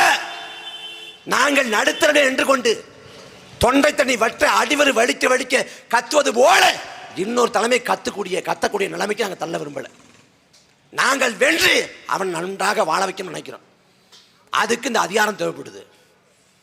ஜீவா சொல்றாரு, பொது உடைமை புதாமகன் ஐயா ஜீவானந்தம், அழகும் நிறைவும் கொண்ட வாழ்க்கையை சொர்க்கத்தில் இல்லாம நாம் வாழ்ற பூமியில படைச்ச பாடுபடுறோங்கிற பாரதி சொல்றான், இன்பம் இங்கே எழுதிட வேண்டும்ங்கிறான், இன்பம் இங்கே எழுதிட வேண்டும்ங்கிறான். நீ என்ன நினைச்சிட்டு இருக்கிற? வாழும் காலத்தில் ஒழுங்கா வாழல, நம்ம சொர்க்கத்தில் போய் சுகபோகமா வாழலாம்னு நினைக்கிற. சொர்க்கத்தை நரகத்தை எவன் எந்த கர்மாந்திரம் முடிச்சவன் பார்த்தான்? சொர்க்கம் நரகம் என்பதெல்லாம் கற்பனை, கற்பிதம். நீ என்ன நினைக்கிற? வாழ்றப்ப நம்ம நல்லபடியா வாழல, மனநிறைவான வாழ்க்கையை வாழல, மகிழ்ச்சியான வாழ்க்கையை வாழல. நாம செத்த பிறகு இன்னொரு உலகம் இருக்கு. அந்த உலகத்துல ரம்பை மெனகள்லாம் இருக்கும், சோமபான சுரவணம்லாம் இருக்கும். அங்க போய் இங்க பண்ண நல்லதுக்கு அங்க போய் மகிழ்ச்சியோடு இருக்கான்னு நினைக்கிறேன். கொடுமை பண்றேன். செந்தில் பாலாஜி ஊரடிச்சு உலையில போடுற, செந்தில் பாலாஜி, சேகர் பாபு, ஸ்டாலின், உதயநிதி, இந்த அநியாயத்தை பார்த்துட்டு எடப்பாடி எல்லாரையும் பார்த்துட்டு இவங்க இங்கே நல்லா வாழலாம். நரகத்துக்கு போன பிறகு யமதர்ம ராஜா எண்ணெய் கப்பலில் போட்டு அவரை வாட்டி வதப்பாரு நினைக்கிறேன். யார் பார்த்தா சொர்க்கத்தை நரகத்தை? மார்கழி மாதம் செத்து போனா சொர்க்க வாசல் திறந்தே இருக்கும், உள்ள போயிடலாம் நினைக்கிறேன். ஆனால் சொர்க்க நரகம்லாம் இல்லை. அதை நம்பிக்கிட்டுலாம் இருக்க முடியாது. வாழும் போதே எல்லாத்தையும் சாதிக்கணும். நீ வாழ்கிற வாழ்க்கை உனக்கான வாழ்க்கையாக இருக்கணும். அதுக்கு நாம் தமிழர் கட்சிக்கு வாக்கு செலுத்துங்க. திமுக திரும்ப ஆண்டு என்னங்க பண்ண போகுது? அதிமுக திரும்ப ஆண்டு என்னங்க பண்ண போகுது? கிரிக்கெட் போட்டி நடக்குது, நம்ம பார்க்குறோம். கிரிக்கெட் போட்டியில் இப்போ தோனி விளையாடுறாரு. தோனி விளையாடுறப்ப அவரால் சரியாக விளையாட முடியல, முதுமை ஆயிடுச்சு. கடைசி 2 ஓவரில் இறங்குறாரு. அப்போ என்ன நினைக்கிறேன்? அவரால் தான் இறங்க முடியல, 5 ஓவர் கூட ஆட முடியல, முதுமை ஆயிடுச்சுல, வயசாயிடுச்சுல, ஓய்வு கொடுங்கிறேன். ஒரு விளையாட்டு வீரன் ஒழுங்கா விளையாடலன்னா அவனை திரும்ப திரும்ப சேர்த்தா அவன் தான் விளையாட மாட்டேங்கானே, அவனையே டீம்ல சேர்க்கிறேங்கிற. பிக் பாஸ் போகுது, பிக் பாஸ்ல அவன் மட்டும் அவ தான் ரொம்ப பேசுறா, இவன் தான் ரொம்ப பண்றான், இவனை வீட்டை விட்டு வெளியேற்றணும், ரெட் கார்டு கொடுத்து அனுப்பணுங்கிற. ஒரு கிரிக்கெட் போட்டியில் ஒரு சரியில்லாத ஆளவனால சகிச்சுக்க முடியல.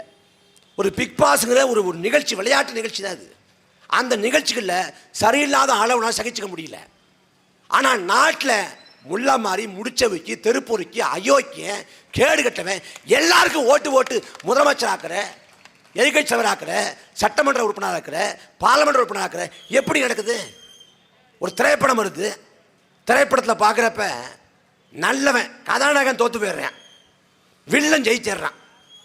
அந்த படத்தை காடி துப்புற படமா இது? நல்லவன் பூரா தோத்து போயிட்டான், கெட்டவன் ஜெயிச்சிடறான், வில்லன் ஜெயிச்சிடறான், படமா நிற்கிற. ஆனால் நிஜத்தில் அத்தனை கேடு கட்டவனே வாக்கு கொடுத்து அதிகாரத்தில் ஏற்றி வச்சிடுறேன். எப்படி செய்யா இருக்கும்? அன்பு மக்களே, தமிழ்நாட்டுக்கு 8 லட்சம் கோடி கடன் இருக்கு. 8 லட்சம் கோடி, அது 9 லட்சம் கோடிங்கிற சொல்றாங்க. இந்த 8 லட்சம் கோடி கடன் நாளுக்கு நாள் வளர்ந்து கொண்டிருக்கிறது. மறுபடி திமுக அதிமுக அதிகாரத்துக்கு வந்தால் மிகப்பெரிய வரிச்சுமையை, மிகப்பெரிய விலைவாசி ஏற்றத்தை மக்கள் தலை மீது சுமத்துவான். உறுதியாக நடக்கும். இந்த 9 லட்சம் கோடி கடனை கரைப்பதற்கு குறைப்பதற்கு எந்த திட்டமும் ஆளக்கூடிய ஆட்சியாளர்கிட்ட இல்லை. ஆனால் இலவச அறிவிக்கிறேன். இப்போ மறுபடி திமுக அதிகாரத்துக்கு வருது, மறுபடி அதிமுக அதிகாரத்துக்கு வருது. வந்த பிறகு நாம் சந்திக்கக்கூடிய இந்த துன்ப துயரங்கள், இந்த இன்னல்கள், இந்த இடையூறுகள், இந்த சிக்கல்கள் இதெல்லாம் தீர்ந்து ஒரு சொற்குலகமாக இருக்குமா? எதுக்கு மறுபடி திமுகவுக்கு அதிமுகவுக்கு அதிகாரம்? ஒரு காரணம் சொல்லு. திமுகவில் அதிமுகவில் இந்த கோட்பாடு உயிர்ப்போடு இருக்கிறது. இந்த கோட்பாட்டை செயல்படுத்த திமுக அதிகாரம் கொடுங்கள். இந்த கோட்பாட்டை செயல்படுத்த அதிமுக அதிகாரம் கொடுங்கள். ஏதாவது ஒரு கோட்பாடு இருக்கா திமுக அதிமுகவில்? கொள்கை என்ற ஒன்று இருக்கா திமுகவில்? கொள்கைன்னு திமுகவை தொடங்கிய மூலவர் அறிஞர் அண்ணா 1949ஆம் ஆண்டு ராபின்சன் பூங்காவில், சென்னை ராபின்சன் பூங்காவில் கொட்டுகிற மலையில் திமுகவை தொடங்கினார் அறிஞர் அண்ணா. அண்ணா சொன்ன கோட்பாடுகளை ஒரு கோட்பாடு கூட இன்னைக்கு இல்லை. 49 தொடங்கப்பட்ட திமுக 67 ஆட்சியை பிடிச்சிருது. அண்ணா முதலமைச்சராக போறாரு.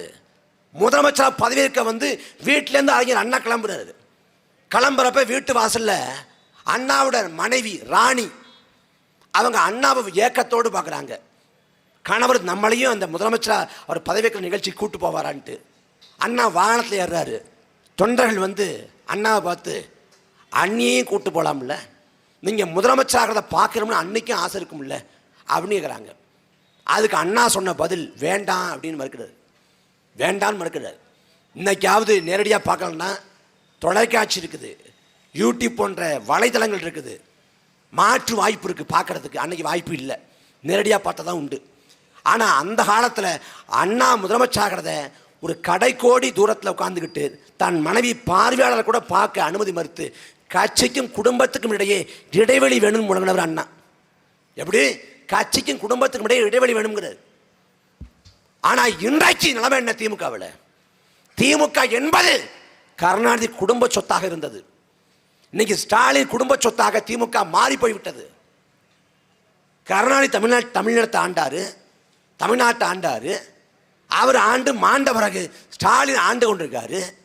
இப்ப ஸ்டாலினுக்கு பிறகு உதயநிதி ஆள துடிக்கிறாரு. உதயநிதிக்கு பிறகு இன்பநிதி வருவார். இன்பநிதிக்கு பிறகு துன்பநிதி, துயரநிதி, எல்லா நிதியும் வரும். எப்படிப்பட்ட நிலம் இந்த தமிழ்நாடு! நாவலரும் பாவலரும் ஆண்டது இந்த தமிழ்நாடு. நாம் தமிழர், நாம் தமிழர் என்று பாடு என்று பாவேந்தர் பாரதாசன் பாடுறார்.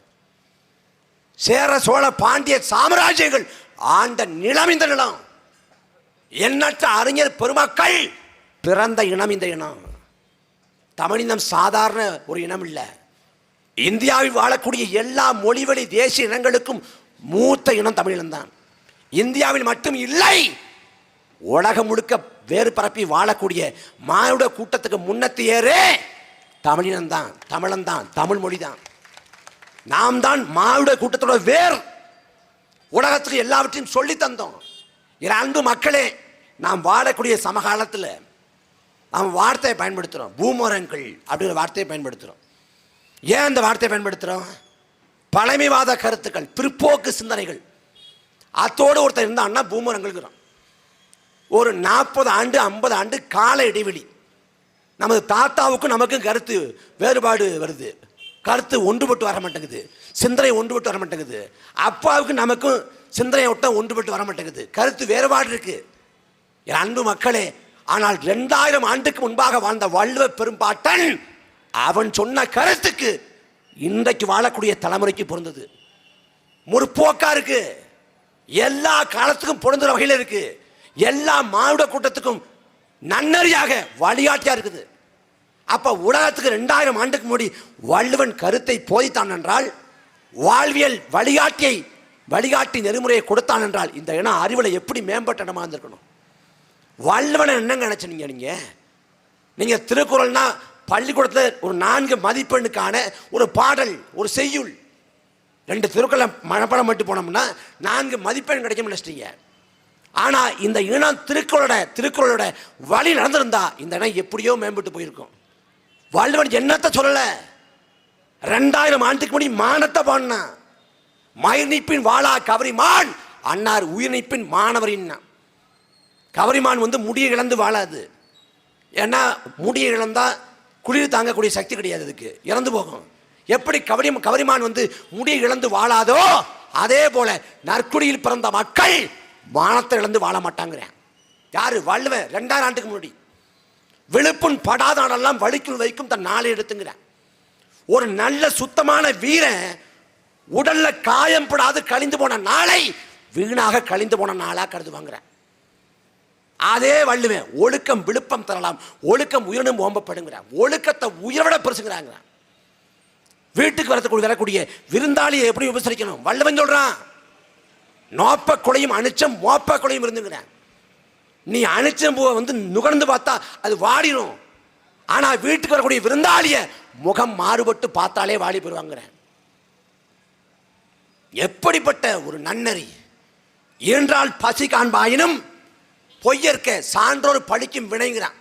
உன்னை பெற்ற தாய் பட்டினியோடு கிடந்தாலும் சரி, பசியோடு வாழ்ந்தாலும் சரி, ஒருபோதும் திருடி விடாதே.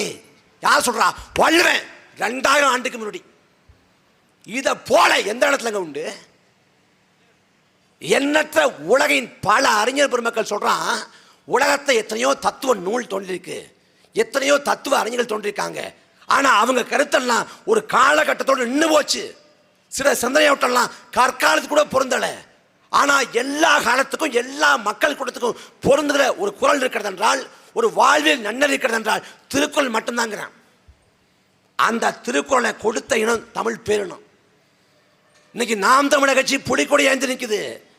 இந்த புலிக்கொடி நாம் தமிழர் கட்சியின் கொடி இல்லை, தமிழின் வரலாற்று கொடி. இதே புலிக்கொடி ஏந்தி நாம் பாட்டன் ராஜராஜ சோழன் அவன் பெயர் இல்லை, ராஜராஜன். ராஜாவுக்கெல்லாம் ராஜ, மன்னனுக்கெல்லாம் மன்னன், மன்னாதி மன்னன் பொருள். அவன் பேர் அருள்மொழி சோழன் தான். ராஜராஜங்கிறது பட்டம். அந்த ராஜராஜ சோழன் அவன் மகன் ராஜேந்திர சோழன் இன்னைக்கு இருக்கக்கூடிய இந்தியாங்கிற நிலப்பரப்பு இலங்கை, பர்மா, மாலத்தீவு, சிங்கப்பூர், தாய்லாந்து, வியட்நாம், கம்போடியா என்று உலகின் பல்வேறு பகுதிகளை வென்றுவிட்டு உலகம் முழுக்க மன்னாதி மன்னனா கால் பதிச்சான். மலேசியாவுக்கு வேலை தேடி போறோம். மலேசியாவுக்கு ஈழத்தமிழ் சொந்தங்கள் அகதியா கால் பதிக்கிறான்.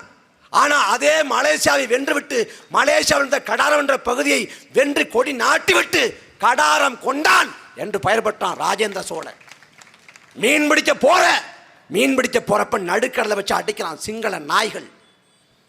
ஈழ நிலத்தில் லட்சக்கணக்கான தமிழ்ல கொண்டு குவிச்சிட்டான். ஆனா 1000 ஆண்டுக்கு முன்பாக நம் பாட்டன் கரிகால் பெருவள சோழன் இலங்கையின் மீது படையெடுத்து சிங்கள ஓநாய்களை வென்றுவிட்டு சிங்களர்களை அகதியாக பிடித்து பணைய கையாக பிடித்து கல்லணை கட்டுகிற போது அந்த சிங்களத்தை ஈடுபடுத்திருக்கான். வென்ற இனம், வாழ்ந்த இனம், இமயத்தில் கொடி கட்டி பறந்த இனம், கொடி நாட்டிய இனம். கனக விஜயன்னு 2 மன்னன், வடநாட்டை சேர்ந்த மன்னன். அவன் தமிழின மன்னர்களை பற்றி தப்பா பேசிடுறான். அவன் மீது படையெடுத்து அவனை வென்றுட்டு அவன் தலையில கல்லை சுமந்து வர செஞ்சு கண்ணைக்கு கோயில் எடுப்புறான் சேரன் செங்குட்டுவன். எப்படிப்பட்ட இன்னும் மானத்துக்காக உயிரை விட்டாங்க. வரலாற்றை படிங்க. கணைக்கால் இரும்புறைன்னு ஒரு மன்னர் இருந்தான். கணைக்கால் இரும்புறைன்ட்டு போரில் தோத்து போகிறான். தோத்து போன பிறகு அவன் போர் கைதியாக பிடிக்கப்படுறான், சிறைக்குள்ள அடைக்கப்படுறான். அவனுக்கு தாகம் எடுக்குது. வாயிற்கவலை ஒருத்தன் நிற்கிறான். வாயிற்கவலன்ட்ட தண்ணி கொண்டு வாங்குறான். அந்த வாயிற்கவலை அலட்சியமாக பார்த்துட்டு நடந்து போய் ரொம்ப நேரம் கழித்து தண்ணியை கொண்டாந்து இடது கையால் வச்சிடுறேன். அந்த மன்னன் பாடுறான் அந்த இடத்துல, நான் எப்படிப்பட்ட மரபில் வந்தவன். ஒரு குழந்தை இறந்து பிறந்தால் கூட இறந்து பிறந்த குழந்தை நெஞ்சை கீறி புதைப்பார்கள் விழுப்புண் படணும்னு. அப்படிப்பட்ட வீர பரம்பரையில் வந்த நான் ஒருபோதும் மானம் இழந்து இந்த நீரை அருந்த மாட்டேன், என் உயிரை விடுகிறேன் என்று உயிரை விட்டான் கணைக்கால் இரும்புறை மானத்திற்காக. எப்படிப்பட்ட பேரறிஞர்களும் மன்னர்களும் தோன்றிய இனம். ஆனால் வரலாற்றில் சுவரில்லாது எல்லாம் மறைக்கப்பட்டது, எல்லாம் ஒற்றுமுழுதாக துடைத்தெறியப்பட்டது. உலகத்தில் எத்தனையோ இனங்கள் இருக்கு, எத்தனையோ மொழிகள் இருக்கு. ஆனால் மொழியை காப்பாற்றுவதற்காக மிகப்பெரிய போராட்டத்தை போரை செய்த நிலம் தமிழ்நாடு தான். என் அன்பு சொந்தங்களே, தமிழ்நாட்டில் மொழி போராட்டம் நடந்தது என்றால் இன்றைக்கு இருக்கக்கூடிய தலைமுறைக்கு தெரியாதிருக்கலாம். இந்தியை திணித்து தமிழை சிதைக்க முற்பட்ட போது தமிழ்நாட்டில் வாழ்ந்த இளைஞர் கூட்டம் வெகுண்டு எழுந்தது. கீழப்பழு சின்னசாமி 26 வயசு, திராவிட செல்வி என்ற மகள் உண்டு, மனைவி உண்டு. ஆனால் மனைவி மகள் இருந்த போதும் தாய் மொழியை காக்க, தமிழ் தாயை காக்க உடல்ல நெருப்பை பற்ற வைத்துக் கொண்டு உயிர் துறந்தான் கீழப்பழு சின்னசாமி. அதே போல தாளமுத்து, நடராச, சிவகங்கை ராஜேந்திர, விருகம்பாக்கம் அரங்கநாத, 800க்கும் மேற்பட்ட மொழிப்போர் கள வீரர்கள் தங்கள் உயிரை ஈகமாக கொடுத்தார்கள். அதன் வெளிப்பாடு இந்தி திணிப்பு தவிர்க்கப்பட்டு தமிழை காக்கணுங்கிற அந்த முயற்சி எடுக்கப்பட்டுச்சு. இந்த மொழிப்போர் புரட்சியின் பிறகு அதிகாரத்தை கைப்பற்றிய திமுக 2 வேலை செஞ்சான். ஒன்று, தமிழை காலி பண்ணி முடித்தான். இன்னொன்று, மாணவர்கள் எல்லாம் அரசியல் ஈடுபடக்கூடாதுன்னு தடையை போட்டேன். மாணவர்கள் போராட்ட நெருப்பட அதிகாரத்தை கைப்பற்றின திமுக. ஆனால் திமுக வந்த பிறகு அறிஞர் அண்ணா சொன்னார், அரசியல் என்பது அத்தை மகள் போல, நீங்கள் சுற்றி சுற்றி வரலாம், தொட்டு விடக்கூடாது. என்ன மாதிரி உருட்டு புரட்டு. கடைசியில் இன்றைக்கி இருக்கக்கூடிய தலைமுறைக்கு மொழி போராட்டம் என்னன்னு தெரியல, தாளமுத்திரம் யாரும் தெரியல, நடராசனை யாரும் தெரியல, சிவகங்கை ராஜேந்திரனை யாரும் தெரியல, மொழி போராட்ட நாள்னா யாரும் தெரியல. என் அன்பு சொந்தங்களே, உலக தாய்மொழி நாள் ஒரு நாளை கொண்டாடுறோம் எல்லாரும். பன்னாட்டு தாய்மொழி நாள்ட்டு பிப்ரவரி 21. அந்த நாள் ஏன் வந்தது என்று படிங்க. ஏன் வந்துச்சு? கிழக்கு பாகிஸ்தானில், அதாவது பாகிஸ்தானில் கிழக்கு பகுதியில் உருது மொழியை திணித்து வங்காள மொழியை சிதைக்க முற்பட்ட போது வங்காளத்தை தாய்மொழியாக கொண்ட மாணவர்கள், டாக்கா பல்கலைக்கழக மாணவர்கள் போராட்டம் செய்யறாங்க. அந்த போராட்டத்தில் 4 பேர் செத்து போனாங்க. 4 பேர் செத்து போன பிறகு அதை காரணமாக வைத்து கிழக்கு பாகிஸ்தான் பிரிந்து போய் வங்காளதேசம் என்ற நாடு உருவானது. பாகிஸ்தான்லேருந்து பங்களாதேஷ் உருவானதுக்கு காரணம் மொழி திணிப்பு.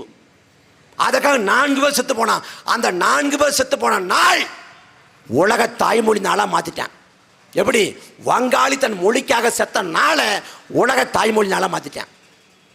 ஆனால் தமிழ்நாட்டில் மொழிக்காக 4 கட்ட மொழி போராட்டம், அதில் 3ஆம் கட்ட 2ஆம் கட்ட 3ஆம் கட்ட மொழி போராட்டங்கள் மிகப்பெரிய போராட்டம். மொத்தமாக செத்தா 800 பேர் செத்து போயிருப்பேன். அந்த மொழிப்போர் நாள் என்னைக்குன்னு பார்க்குறப்ப ஜனவரி 25, நேற்று மொழிப்போர் நாள்னு யாருக்கு தெரியும்? எத்தவருக்கு தெரியும்? அவன் வங்காளியின் மொழி போராட்ட நாள் பன்னாட்டு அரங்கில் உலகம் முழுக்க கொண்டாடப்படுது எல்லாராலையும். ஆனால் தமிழ்நாட்டின் மொழிப்போர் நாள் குறைந்தபட்சம் இந்தியாவில் வேண்டாம், தமிழ்நாட்டில் அரசு விடுமுறை நாளாக இருக்கா? அரசு விடுமுறை நாளா? இன்னைக்கு இருக்கக்கூடிய நவீன தலைமுறைக்கு கடத்தப்பட்டிருக்கா? இல்லை.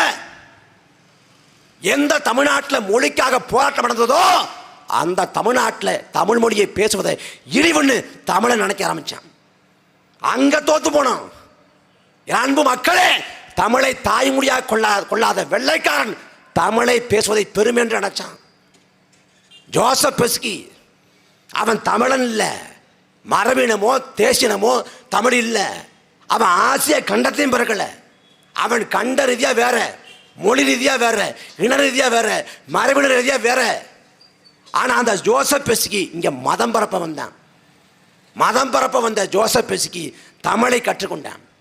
தமிழ் இலக்கியங்களை வாசிக்கிறான், தமிழ் காப்பியங்களை படிக்கிறான், தமிழோட அருமை புரிஞ்சு வந்த மதம் பரப்புற வேலையை விட்டுட்டு தமிழுக்கு தொண்டு செய்ய ஆரம்பித்தான்.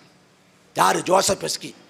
அவன் தன் பெயரை ஜோசப் பெஸ்கிங்கிற பேரை, வெள்ளைக்கார பேரை தைரியநாதர்னு மாற்றிக்கிறார். தைரியநாதர்னு இல்லை, அது சமஸ்கிருதமாக இருக்குது, தமிழ் இல்லைங்கிறப்ப வீரமா முனிவர்னு மாற்றிக்கிறேன். வீரமா முனிவர்ன்ட்டு. அப்படி அறிஞர்களும் பெரும் பேரறிஞர்கள்லாம் வெள்ளைக்காரன் தமிழுக்காக தன் பேரை மாற்றிக்கிட்டான். நீ கருப்பாக இருக்கிறத அவமானம் நினைக்கிற. Fair and lovely, fair and கேன்சம்னு வாங்கி பூசுல, வாங்கி பூசுங்கள் 7 நாளில் சிகப்பழகுங்கிறேன். என் அன்பு மக்களே, நாம் கருப்பாக பயங்கரமாக இருப்போம். ஆனால் ஆப்பிரிக்கா கண்டத்தில் வாழ்கிறவன் பயங்கர கருப்பாக இருப்பேன். அந்த ஆப்பிரிக்கா கண்டத்தில் இந்த 7 வாரத்தில் fair and lovely, fair and handsome கண்ட கருமமெல்லாம் விற்கிறான்ல, அந்த ஆப்பிரிக்கா கண்டத்தில் தான் உலக நாடுகளில் அதிகப்படியாக விற்பனையாக இருக்கணும். ஆனால் ஆப்பிரிக்காவில் போய் நீ சிகப்பாக மாறணும், வெள்ளையாக மாறணும்னு சந்தைப்படுத்த முடியுமா? படுத்த முடியாது. ஏன்னா அவன் கருப்பாக இருப்பதை அவன் தாழ்வு மனப்பான்மையாக கருதல. என் நிறம்ங்கிறது என்னோட அடையாளம், என் முன்னோரோட எச்சம். நான் எதற்காக நிறத்தை மாற்றிக்கணும்னு நினைக்கிறேன்.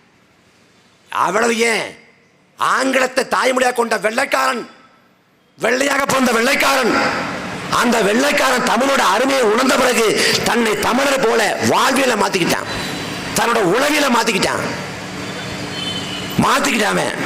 யாரு? இங்க மதுரையில் வாழ்ந்த ஒருத்தர், அவர் கடிதம் எழுதினாரு. ரோமில் இருந்த நிக்கல் ஒருத்தருக்கு அவரும் பேரை மாற்றிக்கிட்டார், நிக்கல் அடிகளார்ன்ட்டு. அவன் என்ன சொல்றான்? என் உளவியலும் வாழ்வியலும் தமிழர் போல மாறிவிட்டது, ஆனால் என் உடல் நிறம் மட்டும் வெள்ளையாக இருக்கிறது, அந்நியமாக இருக்கிறது.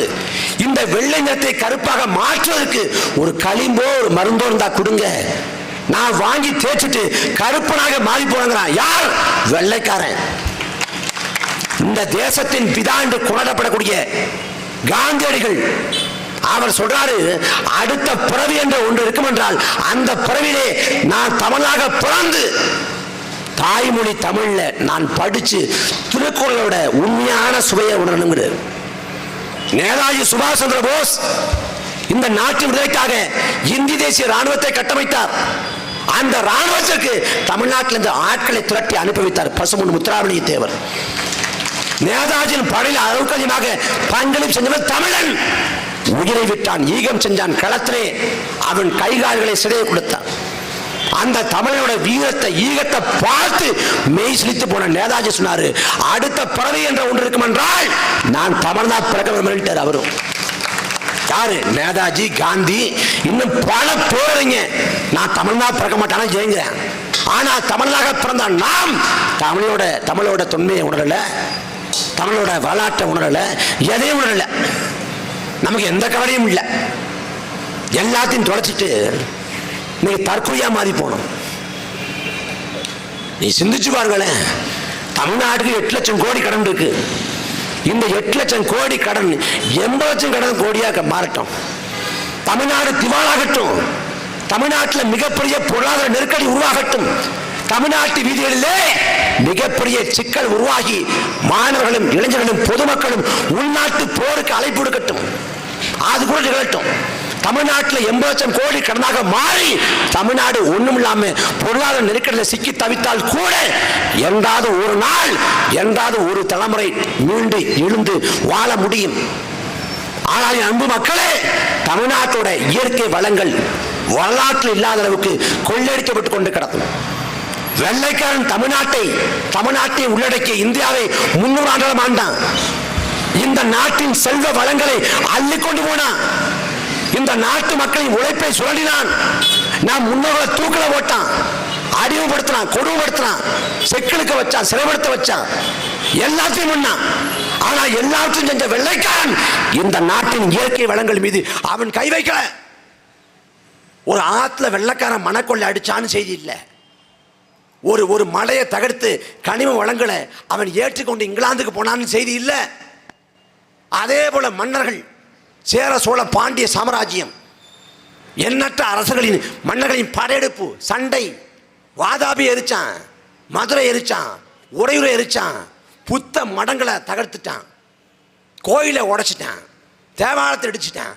இத்தனை வன்முறைகள் நிகழ்ந்த போதும் எந்த ஒரு மன்னனும் அவன் நல்லவனோ கெட்டவனோ, அவன் ஆற்றுல மண்ணை கொள்ளையடித்து அரண்மனை கட்டினான், மலையை தகர்த்து அவன் கோட்டை கட்டினான். ஒரு வரலாற்று செய்தி இல்லை. வெள்ளைக்கார ஆட்சியும் சரி, மன்னராட்சியும் சரி, இயற்கை வளங்கள் பாதுகாக்கப்பட்டது. இயற்கை வளங்கள் மீது கை வைக்கப்படாத நிலைமை இருந்துச்சு. ஆனா 60 ஆண்டுகளா திமுக, அதிமுக, திராவிட கட்சிகளின் ஆட்சிகளே இயற்கை வளத்தை முற்றுமுழுதாக சூறையாடித்தான். நாம இந்த கோயம்புத்தூர்ல இந்த ராமநாதபுரத்தில், இந்த ஒண்டிப்புதூரில், இந்த சிங்கானூரில் நாம் வாழ்ந்தோட இந்த பூமி முடிய போகிறதில்லை. நமக்கு பிறகு பல நூறு ஆண்டு காலம், இன்னும் லட்சம் ஆண்டு காலம், பல தலைமுறை வந்து இந்த பூமி பந்தில் வாழணும்னா இந்த மண்ணும் இந்த நீரும் இந்த நிலமும் பாதுகாத்து அடுத்த தலைமுறைக்கு கையளிக்கப்படணும். ஆனால் இன்னைக்கு நிலைமை என்ன? தமிழ்நாடு வந்து வறட்சி மாவட்டம், வறட்சி மாநிலமாக மாறிக்கொண்டிருக்கிறது. நிலத்தடி நீர்மட்டம் கீழே போகுது. குடி தண்ணீருக்கு பஞ்சம், தண்ணீர் தட்டுப்பாடு. இது மட்டும் இல்லாது மலைகள் தகர்க்கப்படுது. என் அன்பு சொந்தங்களே, உலக நன்னீரோட இருப்பிடம் என்பதே மலைகள் தான். உலகம் முழுக்க நன்னீரை கொடுப்பது வந்து மலைகள் தான். அருவி உருவாகுவது மலைகளில் தான். ஆறு உருவாவதற்கான வேர் வந்து மலைகளில் தான். மலைகளை வந்து வாட்டர் டவர், நீர் கோபுரம்ங்கிறேன். அந்த மலைகளை இன்னைக்கு திராவிட ஆட்சியாளர்கள் சூறையாடி கொண்டிருக்கான். அதிமுக ஆட்சியில் சட்டம் ஒழுங்கு சரியில்லைன்னு திமுக போராடுது. திமுக ஆட்சியில் சட்டம் ஒழுங்கு சரியில்லைன்னு அதிமுக போராடுது. என் அன்பு சொந்தங்களே, என்றைக்காவது திமுக ஆட்சியிலே வடகொள்ளை நடக்கிறது என்று அதிமுக போராடி நீங்கள் பார்த்தது உண்டா? அதிமுக ஆட்சியிலே மணல் கொள்ளை நடக்கிறது என்று திமுக போராடி நீங்கள் பார்த்தது உண்டா? திமுக அதிமுக எந்த கட்சி ஆண்டாலும் மண்ணை கொள்ளடிப்பான், மலையை தகர்த்து கனிம வளங்களாக ஏற்றி கொண்டு போவான். அருகாமையில் கேரளாங்கிற மாநிலம் இருக்கிறது. கேரளாவில் ஆறுகள் இருக்கிறது. அந்த ஆறுகளில் படுகை இருக்கு, ஆற்றுப்படுகை இருக்கு. 40 ஆற்றுப்படுகை. 40 ஆற்றுப்படுகையில் எந்த ஆற்றுப்படுகையிலும் மண் அள்ள முடியாது. கேரளாவை காங்கிரஸ் ஆண்டாலும் கம்யூனிஸ்ட் ஆண்டாலும் மண் அள்ள முடியாது. ஆனால் தமிழ்நாட்டில் திமுக ஆண்டாலும் அதிமுக ஆண்டாலும் மண்ணை அள்ளி கொண்டு போகலாம். மண்ணை அள்ளிக்கொண்டு எப்படி போகிறான்? ஹெலிகாப்டர் இல்லையா? ஹெலிகாப்டரில் கொண்டு போகிறான், இல்லை ஏரோப்ளேனில் கொண்டு போகிறானா வான்வெளியா? அவன் மண்ணை அள்ளிக்கொண்டு இதே சாலை மார்க்கமாக போகிறான். லாரிகளில் கொண்டு போகிறான். லாரிகளில் கொண்டு வரப்ப சோதனை சாவடி இல்லையா? சோதனை சாவடி இருக்கு. காவல்துறை இல்லையா? காவல்துறை இருக்கு. உளவுத்துறை இல்லையா? உளவுத்துறை இருக்கு. எல்லாருக்கும் தெரியும் அள்ளிக்கொண்டு போவது இந்த மண்ணின் வளம்னு. அனுமதிக்கிறான், காசை வாங்கிட்டு அனுமதிக்கிறான். அதன் விளைவு இன்னைக்கு இயற்கை வளங்கள் தமிழ்நாட்டில் எங்கும் இல்லாத அளவுக்கு தமிழ்நாட்டில் கொள்ளடிக்கப்பட்டு கொண்டிருக்கு. அதை எப்படி சரி செய்ய போகிறோம்? திமுக ஓட்டை போட்டு அதிமுக ஓட்டை போட்டு நீங்கள் என்ன செய்ய போறீங்க? ஒரு முறை திமுகவுக்கு முதல் முறையாக வாய்ப்பு தரீங்களா? அதிமுகவுக்கு முதல் முறையாக வாய்ப்பு தரீங்களா? திரும்ப திரும்ப தமிழ்நாட்டை ஆண்டு கெட்டு குட்டிச்சோரை மாத்திட்டான். அவன் ஆண்டான், கொள்ளையடிச்சான், ஊழல் செஞ்சான், பல்லாயிரம் கோடியை குவிச்சான் என்பதை தாண்டி அவன் என்ன பண்ணான்? தமிழ் மக்கள் மத்தியில் இருந்த அற உணர்ச்சியை சாகடிச்சான். இந்த சமூகத்தை குற்ற சமூகமாக மாற்றினான். மக்களை ஊழல்வாதிகளாக மாற்றினான். என் அன்பு மக்களே, ஒரு நாட்டில் பிரதமர் ஊழல்வாதி அப்படின்னா கூட அந்த நாட்டை சரி பண்ணிடலாம். பிரதமர் சரியில்லைன்னா கூட, முதலமைச்சர் சரியில்லைன்னா கூட நாட்டை சரி பண்ணிடலாம். அதிகாரிகள் சரியில்லை, நாட்டை சரி பண்ணிடலாம். அமைச்சர்கள் சரியில்லை, நாட்டை சரி பண்ணிடலாம். ஆனால் மக்கள் சரியில்லை என்றால் எது ஒன்றும் செய்ய முடியாது. என் நிலைமை என்ன தெரியுமா? மக்கள் சரியில்லை. எடப்பாடி பழனிசாமி மோசமான ஆட்சியாளன். எடப்பாடி பழனிசாமிக்கு ஓட்டு போட்டது யார்? இந்த மக்கள். ஸ்டாலின் ஒரு கேடுகட்ட ஆட்சியாளன். ஸ்டாலினுக்கு ஓட்டு போட்டது யார்? இந்த மக்கள். வானதி சீனிவாசனுக்கு வந்து இந்த மக்கள் மீது அக்கறை இல்லை. வானதி சீனிவாசனுக்கு ஓட்டு போட்டது யார்? இந்த மக்கள் தான். வாக்குங்கிற வலிமையான ஆயுதத்தை தூக்கி அவர்கள் கையிலே கொடுத்தது நாம் தான். நாம் மாறாத வரை, நாம் மாற்றி வாக்கை செலுத்தாத வரை நாட்டில் எந்த மாற்றமும் இல்லையாது. நாம் மாறணும். நபிகள் நாயகன் சொல்றாங்க, ஒரு காலம் வரும், அந்த காலத்திலே நேர்மையோடு வாழ்வது என்பதே நெருப்பு துண்டுகளை கையில் வைத்திருப்பதற்கு ஒப்பாங்குது. உன்னால் நேர்மையாக வாழ முடியாதுடா. கையில் நெருப்பு துண்டை வச்சிருந்தா சூடு தாங்காம கீழே எப்படி போட்டு விடுவாயோ அதே போல நேர்மையோடு இருந்தால் நேர்மையை விட்டு விடுவாங்கிறது. நபிகள் சொன்ன காலம் நாம் வாழ்ந்து கொண்டிருக்கிற இந்த காலம்தான், தற்காலம்தான். காந்தியவாதி சத்தியமூர்த்தி சொல்றாரு, மக்கள் நாணயங்கள்ல மக்கள் மனங்கள்ல லஞ்சம் ஊழல் ஊடுருவாம பார்த்துக்கணுங்கிறார். ஆனால் மக்கள் மனங்கள்ல லஞ்சம் ஊழல் ஊடுருவிருச்சு. அரசியல் பிழைத்தாருக்கு அறவே கூட்டாகும் சொல்லப்பட்டது இதே தமிழ்நாட்டில் சிலப்பதிகாரம். அரசியல் பிழைத்தாருக்கு அறமே கூட்டாகும். அந்த அற உணர்ச்சி சாகடிக்கப்பட்டது. வெளிப்பாடு எல்லா பக்கம் குற்றம், கொலை, கொள்ளை, வன்கொடுமை சாதாரணமாக நடக்குது. அற உணர்ச்சி சாகடிக்கப்பட்ட சமூகத்தில் தான் பச்சிலம் பிள்ளையை வன்கொடுமை பண்ணுறேன். கொலை நடக்குது. ஈவிரக்கம் இல்லாத கொடுங்கோல் சம்பவங்கள் நடக்குது. எல்லாத்தையும் மாத்திரம்னா வாய்ப்பு ஒன்று தான். உங்கள் வாக்கை மாற்றுங்க. நீங்கள் ஆட்சியாளரை மாற்றி தேர்ந்தெடுங்க. நாம் போய் மதியம் சாப்பிடணும்னு நினைக்கிறோம், கோயம்புத்தூருக்கு வர்றோம், இல்லை திண்டுக்கலுக்கு போகிறோம், ஏதோ ஒரு கடையில் போய் போடுறது கிடையாது. அலைபேசி எடுக்கிறோம். அலைபேசி எடுத்து எந்த கடையில் சாப்பாடு நல்லா இருக்கும், யார் ரேட்டிங் அதிகமாக கொடுத்தா தேடி பார்க்குறோம். இந்த கடையை பற்றி என்ன போட்டிருக்கான், சாப்பாடு நல்லா இருக்குன்னு போட்டிருக்காமா, அதை படிக்கிறோம். ஒரு துணிக்கடை, அந்த துணிக்கடையில் பொருள் வாங்குறப்ப அந்த பொருள் தரமாக இருக்குமா, அது உழைக்குமா பார்க்குறோம்.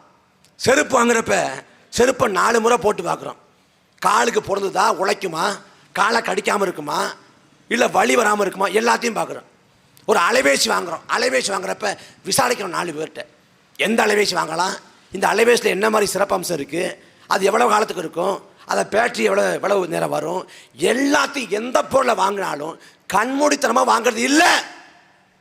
500 ரூபா சட்டை, 100 ரூபாய்க்கு பிரியாணி வாங்கினா கூட பல முறை தேடுற, பார்த்து சரியானதை தேர்வு பண்ணுற.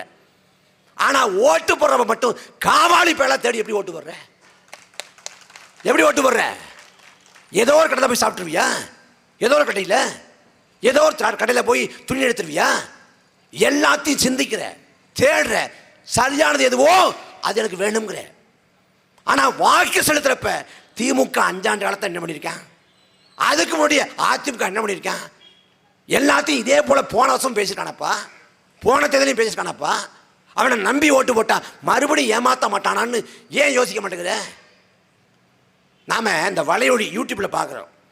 சாலையில் போயிட்டுருக்கப்போ திடீர்னு ஒருத்தன் பாம்பு தூக்கி தோளில் போடுறேன். உடனே பதறான், ஐயோ பாம்புன்னு. இல்லை பொம்மை, நாங்கள் உங்களை ஃப்ராங்க் பண்ணோம், ஜஸ்ட் ஃபார் ஃபன். சொல்லுங்கள், ஜஸ்ட் ஃபார் ஃபன்னுங்கிறேன். அது மாதிரி திமுகவும் அதிமுகவும் 60 ஆண்டாங்க. நாங்கள் வந்தோம்னா நல்லது பண்ணுவோம், ஓட்ட போடுறேன். என்ன நல்லது பண்ணல, நாங்கள் சும்மா ஃப்ராங்க் பண்ணோம். சொல்லுங்கள், ஜஸ்ட் ஃபார் ஃபன். யார் ஃபன் பண்ணுறா? திமுக ஃபன் பண்ணுறான், அதிமுக ஃபன் பண்ணுறான்.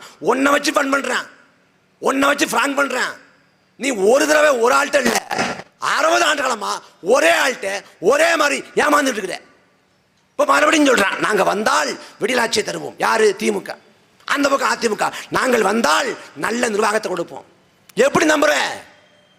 எங்க திமுகவோட லட்சம் தெரியாதாங்க நமக்கு, அதிமுக லட்சம் தெரியாதாங்க நமக்கு. திமுகவோட ஆட்சி நிர்வாகத்தை 60 ஆண்டுகளும் பார்த்தாச்சு, அதிமுக நிர்வாகத்தை 60 ஆண்டுகளும் பார்த்தாச்சு. ஒரு புதுமை விரும்புங்க, ஒரு மாற்றத்தை விரும்புங்க, பகுப்பாய்வு பண்ணுங்க. சும்மா கண்மூடித்தனமா நீங்க ஓட்டு போட வேண்டாம். தயவு செஞ்சு எல்லாரும் அரசியல் பேசுங்க. முடிதிருத்த போற கடையில், தேநீர் இறந்த போற கடையில் நீங்க நண்பர்கள் உட்கார்ந்து 4 பேர் பேசுவீங்களா? உங்க நண்பர்கள்ட்ட, உறவினர்கள்ட்ட, காதலிகிட்ட, மனைவி கிட்ட எல்லாத்தையும் உட்காருங்க, அரசியல் பேசுங்க. குடும்ப சிக்கலை எப்படி பேசுவீங்களோ அதே போல நாடு குறித்தும் பேசுங்க. உங்க சட்டமன்ற தொகுதி குறித்து பேசுங்க. ஒரு திரைப்படம் வருதுன்னா, திரைப்படம் வர்றப்ப முதல் நாள் முதல் காட்சியை பார்க்கணும்னு துடிக்கிறீங்கல்ல. கிரிக்கெட் போட்டி நடக்குது, 5 மணி நேரம் 6 மணி நேரம் உட்கார்ந்து இமைக்காது பார்க்குறீங்களே. அதே போல சட்டமன்றத்தில் உங்களுக்காக ஓட்டு போட்டவன் என்ன பேசுறான், உட்கார்ந்து தொலைக்காட்சியை பாரு.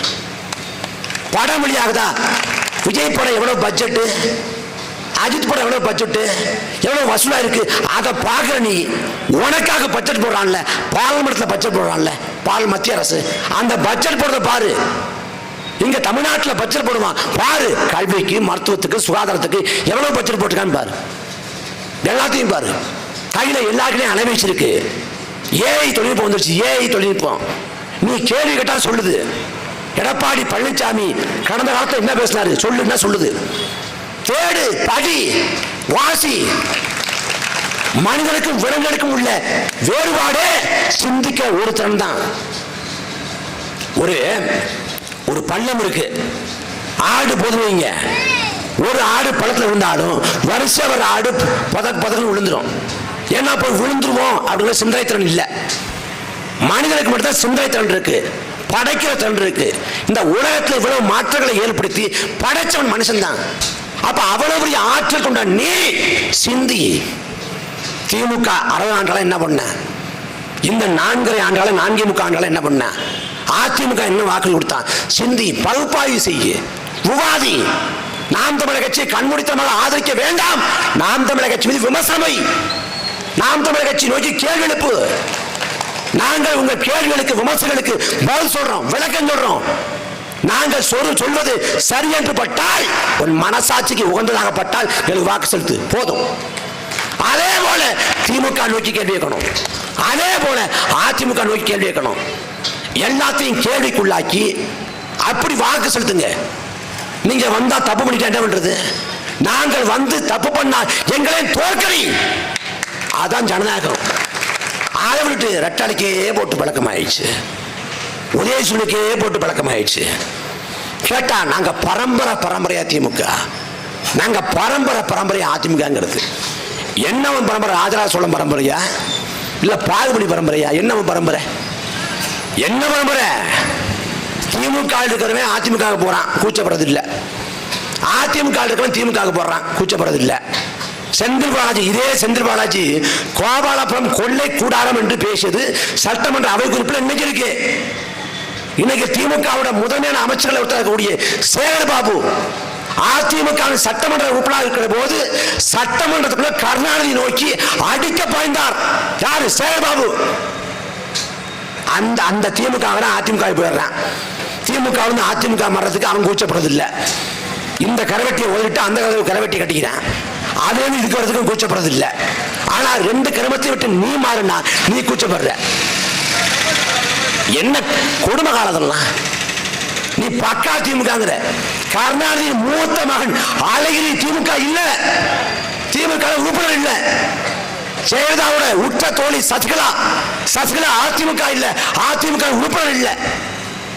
தயவு செஞ்சு விடு. இது ரெட்டாள உதயசூரனை விடு. நீ ரெட்டாள உதயசூரனை விட்டால் தான் நாட்டில் உண்மையான விடிவு பிறக்கும், உண்மையான மக்களாட்சி மலரும், உண்மையான ஜனநாயகம் தலை தோங்கும். சரி, திமுக வேண்டாம், அதிமுக வேண்டாம், யாருக்கு போடலாம்? விசில் அடிச்சுட்டு ஒருத்தர் வர்றாரு, அவருக்கு போடலாமா? இன்னைக்கு விசில் அடிப்பா, நீ ஓட்ட போட்டானா வருங்காலத்தை சங்கூத வேண்டியதான். இதே கோயம்புத்தூர் தெற்குல கமலஹாசன் ஓட்டு போட்டீங்களே, கமலஹாசனுக்கு நான் இடதும் இல்லை வலதும் இல்லை, மையமாகத்தான் நிற்பேன். இப்ப கணிக்கிறாரு, இப்ப மையமாகத்தான் நிற்கிறாரு. ஸ்டாலினுக்கும் உதயநிதிக்கும் மையமா. கமலஹாசன் 4 விழுக்காடு மக்கள் வாக்கு செலுத்துறீங்க. குறிப்பா படிச்சவங்க அது எப்படியாக கமலஹாசன் வாக்கு செலுத்தீங்க? கமலஹாசன் எங்கே போனார்? தேர்தலில் தோத்து போனார், வீட்டுக்கு போனார். அதுக்கு பிறகு திரைப்படத்துக்கு போனார். விஜய்க்கு ஓட்டு போட்ட என்ன ஆகும்? நல்ல நாளே வீட்டுக்கு விட்டு வர மாட்டார். அவரு தேர்தலுக்கு 2 மாசம் இருக்கு. இந்த சமயத்தில் வீட்டு விட்டு வர்றதில்லை, எந்த பிரச்சனைக்கும் வாய் திறக்கிறது இல்லை. படத்துக்குள்ள ஏகப்பட்ட வசனம். நான் திரும்பி போகணும்னு நினைக்கிறீங்களா? I am coming. இது எங்க படத்துக்குள்ள. நிஜத்துல எதுக்கும் வாய் திறக்கிறது இல்லை. திருப்பரங்குன்றம் விஷயம் பத்தி அறியுதே, அதை பத்தி தாவேக்கா நிலைப்பாடு என்ன? வாய் திறக்க கூடாது. ஜனநாயகம் படம், உங்களோட படம், அந்த படத்துக்கு தணிக்கை சான்றிதழ் தராம மத்திய அரசு இழுத்தடிக்குதே, அது கணிச்சயம் பேசக்கூடாது.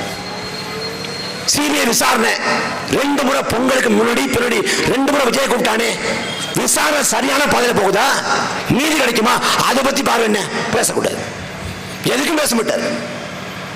கேட்ட என்ன சொல்றேன்? எங்க தலைவர் நீங்க தப்பா புரிஞ்சுக்கிட்டீங்க. அவர் வாழ்க்கைக்கும் வார்த்தைக்கும் இடைவெளி இல்லாம வாழ்ந்துகிட்டு இருக்கிறாரு. அவர் எந்த தத்துவத்தை உதிர்த்தாரோ அந்த தத்துவத்தின்படி வாழ்றாங்க. அப்படி என்ன தத்துவத்தை உங்க தலைவர் சொன்னாருன்னு கேட்டா, உசுப்பேத்திர உம்முன்னும் கடுப்பேத்திர கம்முன்னு இருந்தா வாழ்க்கை ஜம்முன்னு இருக்கும். இப்ப என்ன பண்றாரு? உம்முன்னு இருக்காரு இல்ல கம்முன்னு இருக்காரு, அவருக்கு ஜம்முன்னு தான் இருக்குது. அவருக்கு ஜம்முன்னு தான் இருக்கு. அதுல ஒரு கட்சின்னு மதிச்சல போய் சேர்றாங்க. அதுவும் நியூசன்ஸ், அப்படிப்பட்ட நியூசன்ஸ். திரையரங்குக்கு படம் பார்க்க போனா அங்க 2 பேர் கொடிய காட்டேன். ஜல்லிக்கட்டுல ஒருத்தன் மாடு அடக்க போறேன், குறுக்க ஒருத்தன் கொடிய காட்டேன். மன நிம்மதி இல்ல. திருச்செந்தூர் சுவாமியை போய் வழிபாடு செல்ல ஒருத்தன் போறேன். அங்க போனா கொடியை காட்டுறேன். ஏதோ நாட்டில் இவன் கட்சி கொடி இருக்கிறது மட்டும்தான் இருக்கிறது மாதிரி கொடியை காட்டுறது. இப்போ விசில கொடுத்துட்டாங்க இல்ல, எல்லா பக்கம் விசிலு, ஒருத்தரையும் தூங்க வர்றது இல்லை. நீங்க நான் என்ன சொல்றேன், அந்த கட்சியோட பொதுச் செயலர் புசி ஆனந்த்னு பேரு, நல்லா பார்க்கறது மாதிரி இருப்பாப்புல, நல்லா காமெடி பண்ணுவாப்புல. அவரு நேற்றைய தினம் பேசியிருக்காரு. என்ன பேசியிருக்காருன்னா, ஒரு சட்டமன்ற வேட்பாளர் 3 இடம் 4 இடத்துல போட்டி போடலாம், 4 இடத்துல ஓட்டி போட்டா நக்கிட்டு போயிடும், அதிகபட்சம் 2 இடம் தான். ஆனா ஒரு கட்சியின் பொதுச்செயலருக்கு எத்தனை இடத்துல போட்டி போடலாம் தெரியல. அப்ப அந்த கட்சியோட புண்ணிக்க வேண்டியதான். எனக்கு அதை கூட பிரச்சனை இல்லைங்க. அந்த கட்சியாளர்கிட்ட போய் மார்க்சியம்னா என்ன, சோசியலிசம்னா என்ன, கம்யூனிசம்னா என்ன, கருத்து முதல்வாதம்னா என்ன, பொருள் முதல்வாதம்னா என்ன, மக்களவைக்கு மாநிலங்களுக்கு என்ன வேறுபாடு, திட்டங்களும் தான் என்ன, இந்த மாதிரி கேள்வியெல்லாம் கேட்கல. கேட்டு அவனை தர்ம சங்கடப்படுத்த விரும்பல. இதை தெரிஞ்சுக்கணும் நான் எதிர்பார்க்கவும் இல்லை. ஆனா டிரான்ஸ்பார்மர்ல ஏறினா உயிர் போன கூட வேலை செய்யாது. டிரான்ஸ்பார்மர்ல ஏறாங்க, அவன் ஒரு கட்சி. எப்படி 41 பேர் கருவுல செத்து போனாங்க. அவரை பார்க்க வந்தவன் பிணவரைக்கு போனான், அவன் பிணவரைக்கு போயிட்டான், இவர் வீட்டில் போய் படுத்துட்டாரு. எவ்வளவு கொடுமை. நம்மால் சொல்றாரு, சந்தர்ப்ப சூழல் வீரனை கோலையாக்குறதும் இல்ல, கோலையை வீரனாக்குறதும் இல்ல, அவன் யாருன்னு அடையாளம் காட்டுங்கிறார். அதே போலதான் விஜய் ஒரு அரசியல் கோலை என்பதை காரணம் அடையாளம் காட்டிடுச்சு. பார்க்க வந்தவன் செத்து போயிட்டான், 40 பேர் செத்து போயிட்டான், அங்க போக முடியல, ஓடிட்டார் ஊரை விட்டு. அன்பு சொந்தங்களே, நான் ஒரு கேள்வி எழுப்புறேன். ஜனநாயகன் படம் வருது, எப்பயோ ஒரு தடவை வருது. வர்றப்ப ஜனநாயகன் படத்துல ஒரு காட்சி, படத்துல காட்சி விஜய் வர்றாரு. விஜயை பார்க்க மக்கள் படபடியா திரண்டு வர்றாங்க. அந்த படபடியா வர்றப்ப 40 பேர் செத்து போடுறாங்க அந்த நெரிசலுக்குள்ள சிக்கி. அடுத்த காட்சியில விஜய் வீட்டுக்கு போயிடுறாரு. இந்த காட்சியை படத்துல வச்சா செருப்பு கழட்டி வீச வீச மாட்டானா? ஆனா நிஜத்துல நடக்குது, சகித்து கொள்றான். நிஜத்துக்கும் சினிமாவுக்கும் வேறுபாடு செய்யாம ஒரு தொடரங்க, ஒரு கோலைய இவன் தலைவன் நம்பிட்டு இருக்கான். நாம் திருந்தணும், நாம் மாறணும். நாம் மாறாத வரைக்கும் எதுவும் மாறாது. 2026 சட்டமன்ற பொதுத் தேர்தலில் நாம் தமிழர் கட்சி தனிச்சு போட்டி போடுது. 117 தொகுதியில் பெண்கள், 117 தொகுதியில் ஆண்கள், பெருவாரியா இளைஞர்களுக்கு வாய்ப்பு. இந்த கோயம்புத்தூர் தெற்கு சட்டமன்ற தொகுதியில் பேரன்புக்கினிய தம்பி பேரறிவாளன் போட்டி போடுறாரு. ஆள் பார்க்க சின்ன பையனா தெரியலாம், 25-26 வயசு தான் அப்படின்னு நீங்க மதிப்பிடலாம். ஆனா பகத்சிங் நாட்டு விடுதலைக்காக இளம் வயதுல முதிர்ச்சியோடு எப்படி சிந்தித்தானோ, எப்படி உழைத்தானோ, அதே போல இந்த மண்ணின் விடுதலைக்காக, மக்கள் நலனுக்காக தன் வாழ்வை அர்ப்பணித்து கொண்டு போராடுகிற கள போராளி. ஆள் பார்க்க சின்ன பையன் மாதிரி இருப்பாப்ல, ஆனா வழக்கு கைது சிறைனா விஜய் மாதிரி இல்ல, நான் தாண்டா முதல்ல போவன் போவாரு. காவிரி சிக்கல், முல்லை பெரியாறு, பாலாறுன்னு உரிமைக்காக, மக்கள் நலவாழ்வுக்காக போராடிய ஒரு வீரன். இதே கோயம்புத்தூர்ல ஒரு இளம்பெண் பாலியல் கொடுமைக்கு உள்ளாக்கப்பட்ட போது அடுத்த நாளே அருகாமையில் இருந்த அந்த போலி மதுபான கடையை உடைச்சு தகர்த்துட்டு காவல்துறை அத்துமீறலை தட்டி கட்ட மான தமிழன். வழக்கு கைது சிறை போயிருக்காரு. ஆனா ஒரு வழக்கு கூட முறைகேடு இல்ல, ஊழல் இல்ல, லஞ்சம் இல்ல, சமூகத்துக்கு விரோதமான காரியம் இல்ல, எல்லாம் மக்கள் நலன். தம்பி பேரறிவாளன் நினைச்சிருந்தா தன் வாழ்க்கையை தன் குடும்பத்துக்காக, தன்னோட சுகமோக வாழ்வுக்காக மாற்றிக்கொள்ள முடியும். எல்லா பிள்ளைகளும் போல மகிழ்ச்சியோடு வாழ்க்கையை வாழ முடியும். ஆனா மண் மீது, மக்கள் மீது பற்று கொண்டு இந்த மண்ணையும் மக்களையும் மாற்ற வேண்டும், இந்த மக்களுக்கு எல்லாம் கிடைக்கப்பட வேண்டுங்கிற துடிப்போடு தம்பி பேரறிவாளன் களத்து நிற்கிறார். அதனால உங்கள் பிள்ளைகளுக்கு வாக்கை தாருங்கள். தம்பி பேரறிவாளனுக்கு உங்கள் வாக்கை விவசாய சின்னத்திலே கொடுங்கள். விவசாயி இனியும் தோற்கக்கூடாது. சங்க இலக்கியங்கள் விவசாயியை கொண்டாடுகிறது. மந்தினி ஞானத்து வாழ்வோருக்கெல்லாம் உண்டி கொடுத்தவன், உயிர் கொடுத்தவன் போலன்னு. உணவை படைக்கிற விவசாயி உயிரை படைக்கிற இறைவனுக்கு ஒப்பானவன். அந்த விவசாயியை போற்றுவதற்கு, தொழுவதற்கு, நாடு நலம் பெற, மக்கள் வளம் பெற உங்கள் பிள்ளை பேரறிவாளனுக்கு வாக்கை தாருங்கள். ஊடகங்கள் பொய் சொல்லும், புனைவு சொல்லும், கட்டுக்கதையை கட்டவிழ்த்து விடும். ஊடகங்கள் சொல்வது உண்மை இல்லை. களத்திலே நாம் தமிழர் கட்சிக்கான அலைதான் இருக்கிறது. அதை உணர்ந்து உங்கள் நண்பர்கள்ட்ட, உறவினர்கள்ட்ட என் வாக்கு விவசாய சின்னத்துக்கு, என்னோட வேட்பாளர் பேரறிவாளன் நீங்கள் பரப்புரை செய்யுங்கள். ஒரு மௌன புரட்சிக்கு ஆயத்தமாகுங்கள். 2026ஆம் ஆண்டு பொதுத் தேர்தலிலே ஒரு மாற்றத்தை நாம் சாத்தியப்படுத்தி காட்டுவோம். இந்த நிலத்திலே ஒரு மகத்தான புரட்சி வெடிக்கும். நாம் தமிழர் கட்சி ஆட்சி அதிகாரத்தில் அமரும். நன்றி, வணக்கம். நிறைவாக ஒரு செய்தி, காவல்துறைக்கு ஒரு அன்பான கோரிக்கை. நான் நாளைய தினம் உக்கடத்தில் ஒரு பொதுக்கூட்டம் நடப்பதாக இருந்தது. ஆனால் காவல்துறை உக்கடத்தில் நாம் தமிழர் கட்சிக்கு மாநகராட்சி அனுமதிச்ச இடத்திலே அனுமதி தரமாட்டேங்குது. காவல்துறை மேலிடத்தில் சொல்லியிருக்காங்க, கொடுக்க கூடாங்கிறாங்க. யார் அந்த மேலிடம்னு காவல்துறை விலாவரியா எழுதி கொடுத்தா நல்லா இருக்கும்.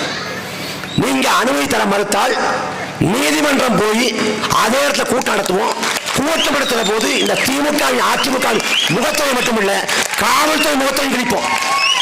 காவல்துறை முகத்தை கிழிச்சுட்டு போடுவோம். 10 மணிக்கு மேல ஒரு நொடி தாமதமானா பொங்குற காவல்துறை இதே வீதிகளில் கஞ்சா புழக்கம் இருக்கு, அபின் புழக்கம் இருக்கு. அப்ப இந்த காவல்துறை உளவுத்துறை எங்க போச்சு? காவல்துறை மக்களுக்கு சேவையாற்றுங்கள். கட்சிக்கு கொடி பிடிக்காதீங்க. அதனால களத்துல வெல்வோம், எல்லாத்தையும் மாற்றி காட்டுவோம். நன்றி, வணக்கம்.